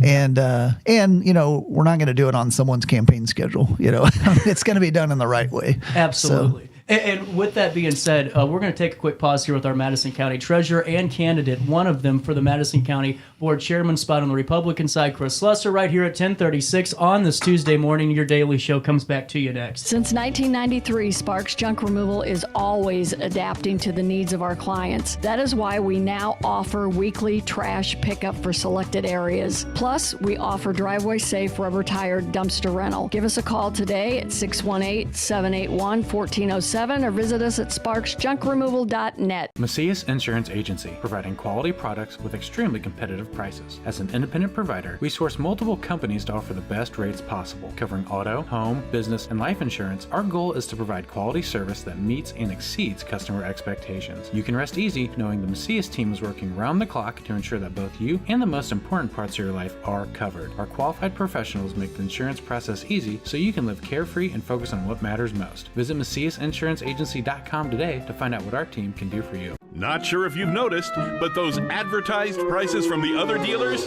are just a bunch of blah, blah, blah. At Roberts Motors, the advertised price is the price you pay. And that, my friend, is great news for you. Don't fall for their so-called incentives that will leave you banging your head against the wall. Go with Roberts Motors. Prices you can trust and people you will like. That's the Roberts Motors way. And trust me, it's the way to go. Has free checking become a thing of the past? Not if Liberty has anything to say about it.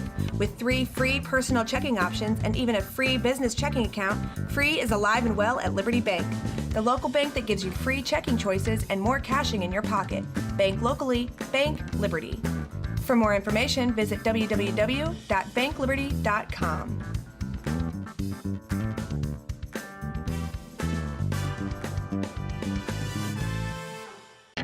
RiverBender Radio has built 3 great new stations just for you in the Riverbend. The Eagle, the Riverbend's classic rock station. The Bridge, hit music for the Riverbend. And The River, today's country, and all your favorites. Check them out today at RiverBender.com. Welcome back to our daily show. Here's CJ. Baby, I'm amazed at the way you help me sing my song. Right me when I'm wrong. Baby, I'm amazed at the way I really need you. 10:38, a little bit of Wings and a lot of Chris Slusser in studio. Sir, getting back to this, you've been really working the ground pretty hard with your team and getting out there and talking to constituents. No one can take that away from you. And it seems like there's a lot of different topics being floated of concerns for your potential voters. Can you name a few of the most common concerns that our constituents are having? Sure. I think the 3 that I hear about the most are obviously property taxes, and I'm the county treasurer, so I hear that more than anyone, because people come to pay their taxes, and I have lots of thoughts and ideas on that. And then, there's this trash issue that's kind of in my area. I live in Wood River, and I drive to Edwardsville, in that area on 143 between 255 and Bender Hill Road, where the landfill is, has been a big source of controversy for anybody that drives through that area, especially if you live in that area. Right. And then the economic development and the opportunities and some of the missed opportunities we've had over the last several years. Let me follow up on the economic development. Sure. Because there's folks that I talk to all the time that kind of get annoyed with the word or the phrase economic impact, because we hear hundreds of millions of dollars in economic impact, but still our streets have potholes in them. Right. Our infrastructure is still crumbling in areas of the region. What is your kind of thought on just those kind of buzzwords in terms of those projects? Because when I think of economic impact and really development, I think of businesses that are bringing job, industry growth.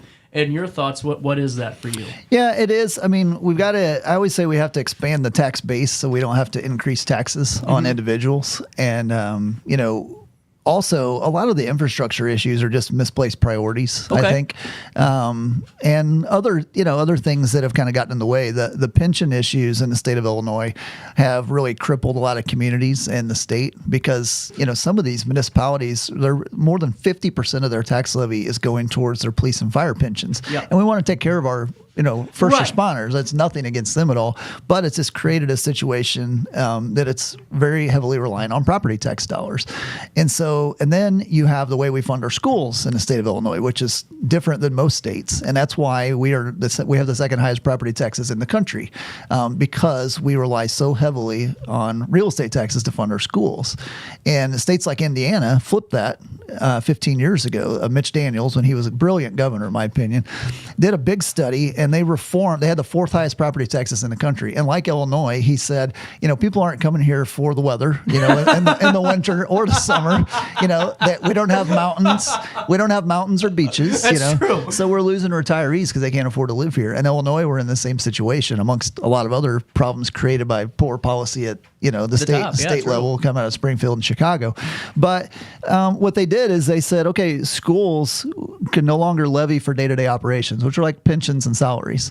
And municipalities are no longer going to levy property taxes for police and fire pensions. So that immediately cut their property taxes in half overnight.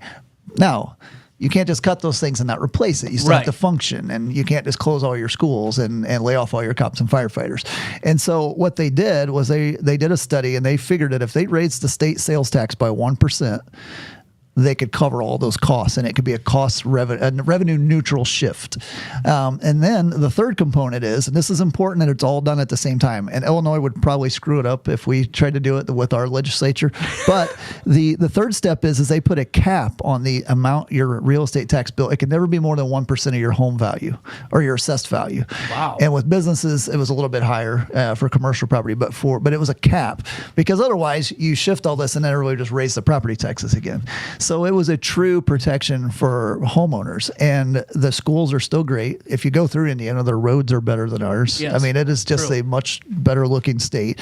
They're still educating their kids. They still have police and fire protection, but their property tax bills are less than half of what ours are. like closer to a third of what we are in Illinois, in Indiana versus Illinois. So if you win the primary, you win general, day one, what are we starting to look at to really maybe implement a statewide or proposal or something? I've talked about this. I've been giving speeches about this in places in the business community around the county, and it is going to take the legislature to do it. Now, the reason that it never has happened and has never gained any traction in the past was Mike Madigan was Speaker of the House for 30 plus years, 35, 40 years.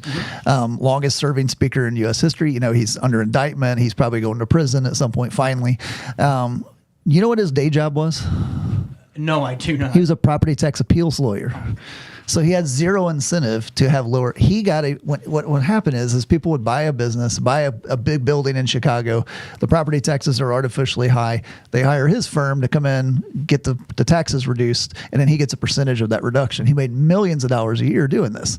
And if you think that anybody ever got a job in the Cook County Assessor's office without coming through Mike Madigan, you know, I mean, it was a very rigged game. And so he had this famous way of, if there was something he didn't want, a bill he didn't like, he would send it to the Rules Committee where it went to die.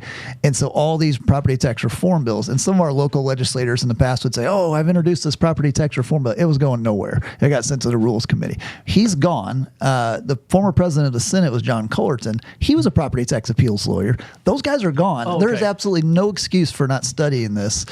The numbers I threw out that worked for Indiana. I don't know where it works for Illinois. The reason they use a sales tax is because he did a survey, Mitch Daniels' administration, and like 70+% of the people said they would prefer to pay higher sales tax than higher income tax or real estate tax because you have a choice. Yeah. And, you know, like us, we live near the state border. We can cross the river if we don't like the prices here, you know. Well, we do constantly, it seems like. But it would put us all at a more competitive advantage. And when I've talked to this, I've given this talk 1,000 times to people at the front counter, at the treasurer's office, and they said, why aren't we doing that in Illinois? And I said, you have to ask your legislators. You know.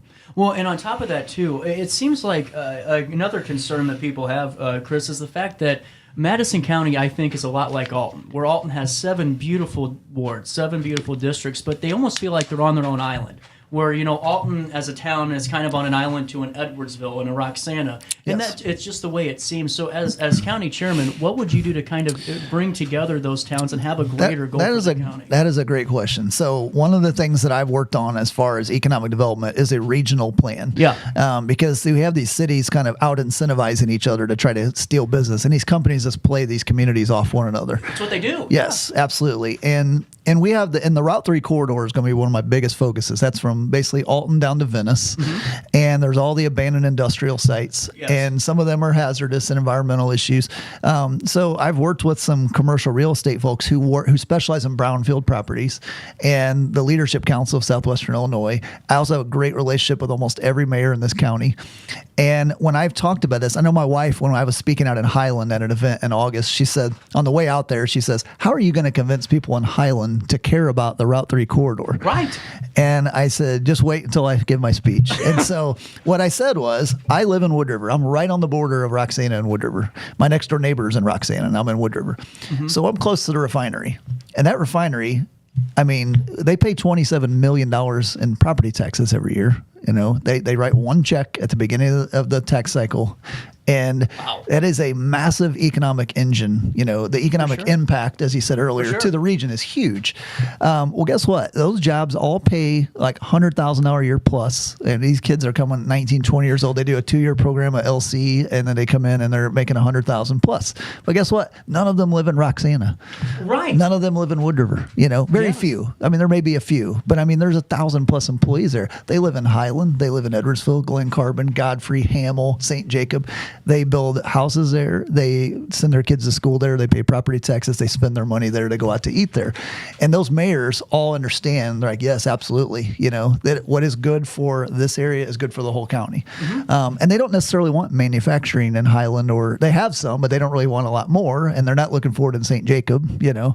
But they like having nice communities where people want to raise their families. And so one of the things that I do is, you know, I worked in commercial real estate for a large developer here in the county for 6 years. It was a fantastic job. I loved it. It was just a great job. And what I've developed a lot of relationships with developers. And so a lot of them have come to the table. The chairman that we have now is focused on more activism issues, which is fine, but you still have to be able to walk and chew gum at the same time. And these developers have just been frustrated when they come to the table. He has no interest in having these conversations. And part of it is because economic development there's no immediate gratification there. I mean, sometimes these things could take years, but you have to have the vision to make these things happen and bring them together. And the county chairman really should be an ambassador for this county. We've had a crime spree going on across the river for like 6 or 7 years now. They're not prosecuting any crimes.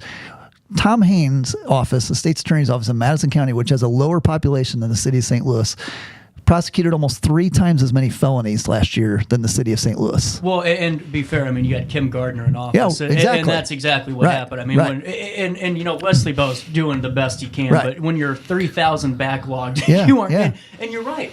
When it comes to those, and when I was talking to America's Central Port, which I don't know if it's in the county line, it's right on that. Yep, it is. I think of just one of the most lucrative pieces of land there. I mean, with innovation in terms of bringing in all these sectors of industry, and now with it changing to AI and more drone development, I think there's some really good opportunities there. There is, and the chairman should be the ambassador to recruit these companies. When I talk to them, they have no idea some of the changes that have happened over here. They're like, wow, like you have a conservative Republican leadership now, and we just thought it was still kind of the old school Democratic machine over there, and you got a kind of a pay to play thing, and like, no, it's not that way anymore, and we're doing, these are the things we're doing, and we have good schools, and we have safe communities, and we have a prosecutor who prosecutes crimes, and they have this cross river crimes task force that the state's attorney and the sheriff created that is hammering. I mean, they're sending the message: you come to Madison County to commit crimes from St. Louis or wherever, like you're going to prison. There's not going to be any of this, we're going to let you out and not prosecute you. So, well, and on top of that too, getting to the crime issue, which is it's becoming it's a regional issue, a national issue. If you look at statewide and you look nationally with the basically mob violence that happened in California, where there's looting stores whenever. When you're running as county chairman, I'm sure when you talk to voters, national issues come up a lot, and they think that maybe the chairman has some pull in that. I mean, we walk down the grocery store aisle, cereal's $8. People are having a hard time affording groceries, their bills. And there's not much a county chairman can really do to call Schnucks and say lower the cost of milk. But in terms of maybe billing issues, in terms of getting some utilities under control, does the chairman have any authority or any wiggle room? We have some, but I think it's really just working with our legislators, and our current chairman. I'm not here to bash him. I'm just trying to draw a contrast. If you're not a right-wing conservative, he does not really want to deal with you. And I am extremely conservative. He and I probably agree on like 99% of the issues when it comes down to it.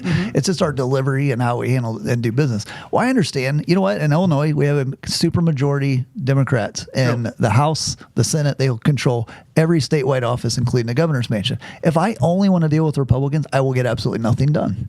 Exactly. And so even though I may not like some of these, the policies of some of these Democratic legislators, and it might be turn my stomach to sit in a room with them sometimes and listen to some of the things they come up with, I understand for our region to benefit, I have to convince some of these folks to get some things done that are going to benefit our region. Because ultimately, when we bring better jobs in here, I mean, I'm working on something with the city of Granite City right now. I brought a developer. It's a developer who's doing a lot of stuff in Wood River. He's also doing stuff in Highland in the town square. But he's working on a big manufacturing project that, as long as Illinois doesn't screw this thing up, which may very well happen because we're competing against Missouri on this.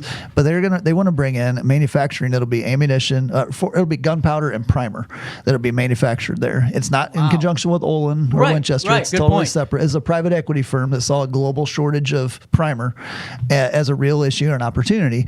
And so, he called me and he says, Wood River doesn't have the land available for this, to put this together, because unfortunately the old BP refinery is pretty much brownfield and you can't build on it. And so he says, who else should I talk to? Well, I know the mayor of Granite City. Like, he served on the county board. He's a retired cop, we're good friends. And so I called him and he says, dude, we would love to have you down. Bring them down here. We got lots of land. We have to live and die by the steel mill all the time. And and this was before the mill announced. And so they're in talks. This would bring 500 to 600 manufacturing jobs to Granite City, which is good for the whole region. And that's just the start. I mean, we have a lot of things planned. So on top of that too, a common concern just here locally is it seems like developers a lot of the times, have tens of millions of dollars, and while there's nothing wrong with giving that incentive to come here, it seems like sometimes that developer gets a lion's share of maybe some of any type of funds remaining for small business owners to update their establishments, to utilize that for just getting by through the day-to-day with also innovating their own business. I agree 100%. How are we able, what can we do at the county level to ensure maybe that doesn't happen and those small business owners aren't being looked over for a major developer that it just takes the handout? So I'll tell you, so the developer I used to work for was RLP Development Company, who is owned by RP Lumber. Yeah. And Mr. Plummer is an extremely successful guy. And what his philosophy is we did business in like dozens and dozens of communities. And I managed all his commercial real estate. And if we were going to like acquire a building that was where we were going to put a new RP Lumber. So we would go to, Jason Plummer, who's a state senator, I worked directly with him. He's vice president of RP Lumber. We would go to visit some of these cities, and it was incredible. Like, we would walk in the door. The Plummer family has never participated in a TIF district. Even though they might be located, they might draw TIF districts in where their business are, they have never participated. They just don't believe in that. That's philosophically, they don't want any. They consider that corporate welfare. Yeah. They're, if someone else wants to take advantage of it, that's their prerogative. It's just not what they want to do principally, And so these cities, we would sit in there and they would have all these city officials and they're trying to throw incentives at us. And Jason, and I would just sit there quiet because I knew, and Jason would say, you know what, we're not looking for incentives. He said, we are looking to just come in the community and do business. Cut the red tape. Don't get in our way when we're trying to get things with zoning regulations. Right. We'll follow the rules, but don't jam us up. Let us get open and do business in your community.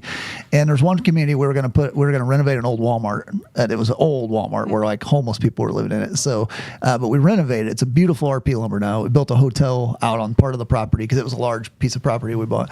And but they kept offering incentives over and over and over again. And then he just said, look, we don't want to come into town and put our competition that's maybe been here for 40 years out of business because the city chose us as the winner. They got to pick winners and losers. If we put them out of business, it's because we just did business so much better than they did and provided better service. But we don't want the government being involved in that decision. And they were just stunned. They were just not used to that. And I'm like, you know what? When you come to the table, before even finding out, a part of negotiating is finding out what the other person's willing to offer. But if you're putting all your cards on the table before they've even asked for anything, you just put yourself in a position of weakness and disadvantage, and you're going to get, and you can't blame a company for coming in and taking advantage of that. But you have to get out and sell what we have to offer and make it advantageous for them, make them to want to come here, show them why it's good to be here, and then find out what they're looking for before you throw all your incentives out. And there's a balance probably from where most businesses can't necessarily or don't want to operate exactly the way RP Lumber does. True. They don't have those principles, and maybe they have shareholders to answer to. But there's also a difference. There's a happy medium in between just giving away the farm and not giving anything, 100%. And being respectful to your current businesses. Well, and that's the thing, and I'm not, here to criticize anybody. It just seems like that is something that, we forget about, those mom and pops that have been the ones that donate to the park and rec programs and buy the jerseys and really do the things that support the day-to-day morale of a community, and we're forgetting about them. Absolutely. And as we have I told you 10 minutes, and here we are 30 minutes later. I'm sorry about that. That's Chris. fine. Put them to the Firestone today. That's right. As you're working, you have about a month till primary really is upon us because, the month about 6 weeks. Yeah. Yep.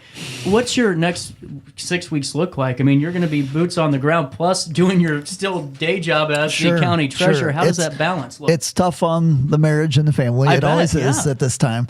But I have a very supportive wife and kids, and my daughters are 7 and 8, so they're a lot of fun right now. And when they're not back talking, but no, they want me to win, and they're very supportive. But it is a difficult schedule. I also own a restaurant, in Edwardsville, and so it's I have that obligation. I have family. I have stuff at my church where I'm pretty involved in, and so I'm kind of torn in a lot of different directions. It's difficult, but I usually leave nothing on the table in these elections. I know I've run elections before. I've won 4 out of the 5 elections I've run in. The one I lost, I was young and foolish back then, But no, I mean it's constantly campaigning. campaigning, getting the message out. I've done a great job raising money because I got all this support before I decided to run. I didn't just jump into this haphazardly. I built all the support ahead of time, made sure the financial commitments were going to be there to do what we needed to do, and then I announced. I didn't. A lot of candidates do it backwards, and then they're like, which is what I did 12 years ago, and then all of a sudden the support's not all there, and I'm like, man, I should have figured this out before I got in. Counting the chickens before you hatched. I was in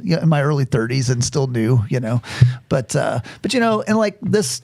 One of the things we didn't touch on, I don't know how much time we have, but the trash issue thing. Oh, yeah. I actually do have a specific question on that because I know that there is the option of a litter mitigation unit in a contract that is going to be available. Has that been decided upon on who's going to be that?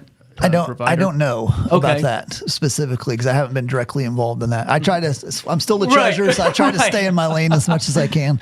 But no, I mean, I think we have to. This has gone on for way too long, and people have complained. I've complained a lot. Not a lot's gotten done.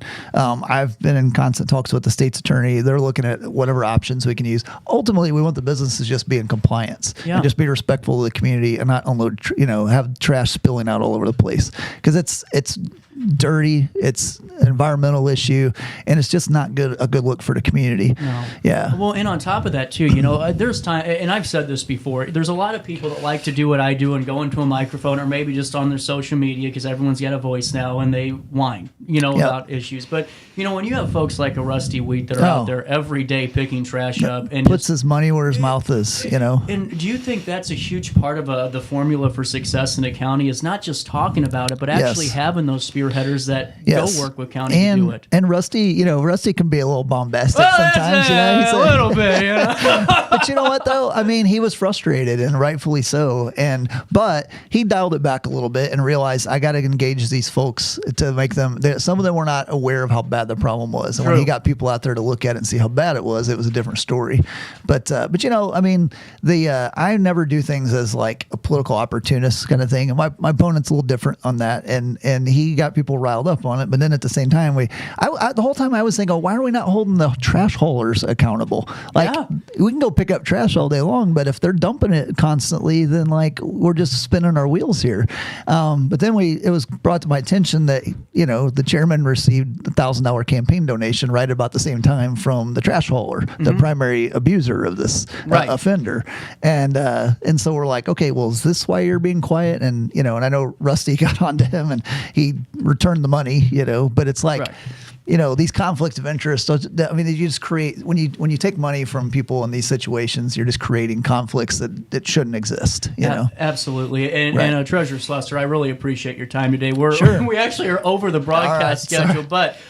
Give a politician a microphone. This is what you get. And that's why I like it because, I think in talk radio has killed so many things because you always have to be divisive. But, just like you're saying, you might have differences, but you really aren't bashing your opponent. You're just going about the discrepancies. And while I have you for this time, and you're always welcome back, what's your final message as you're out, in primary season for the voters when they have that opportunity in March? Well, it's very important to vote in the primaries. Yeah. People tell me all the time, well, I don't vote in the primaries. And then they complain about who their options are in November. And I said, if you get involved in the primary, then you get to be part of the process. So March 19th is a primary. Early voting starting soon. Vote by mail. There's no excuse to not vote and participate. And on the Democratic side, there's nothing to vote for this time, because Biden is essentially unopposed, and they're really not. If they're running any candidate, they're not running any candidates for countywide office. So you're gonna have a blank ballot. So if you want to make a choice in the race for chairman, the Republican primary is the place to do it. I have a question on the primary and the open primary kind of philosophy. Sure. Do you think it's appropriate to have moderates and maybe leaning Democrats vote in a Republican primary? I mean, I think it's kind of I don't like it in some cases because I feel like some people could come over and like tip the scales, which has been done in the governor's races in the past.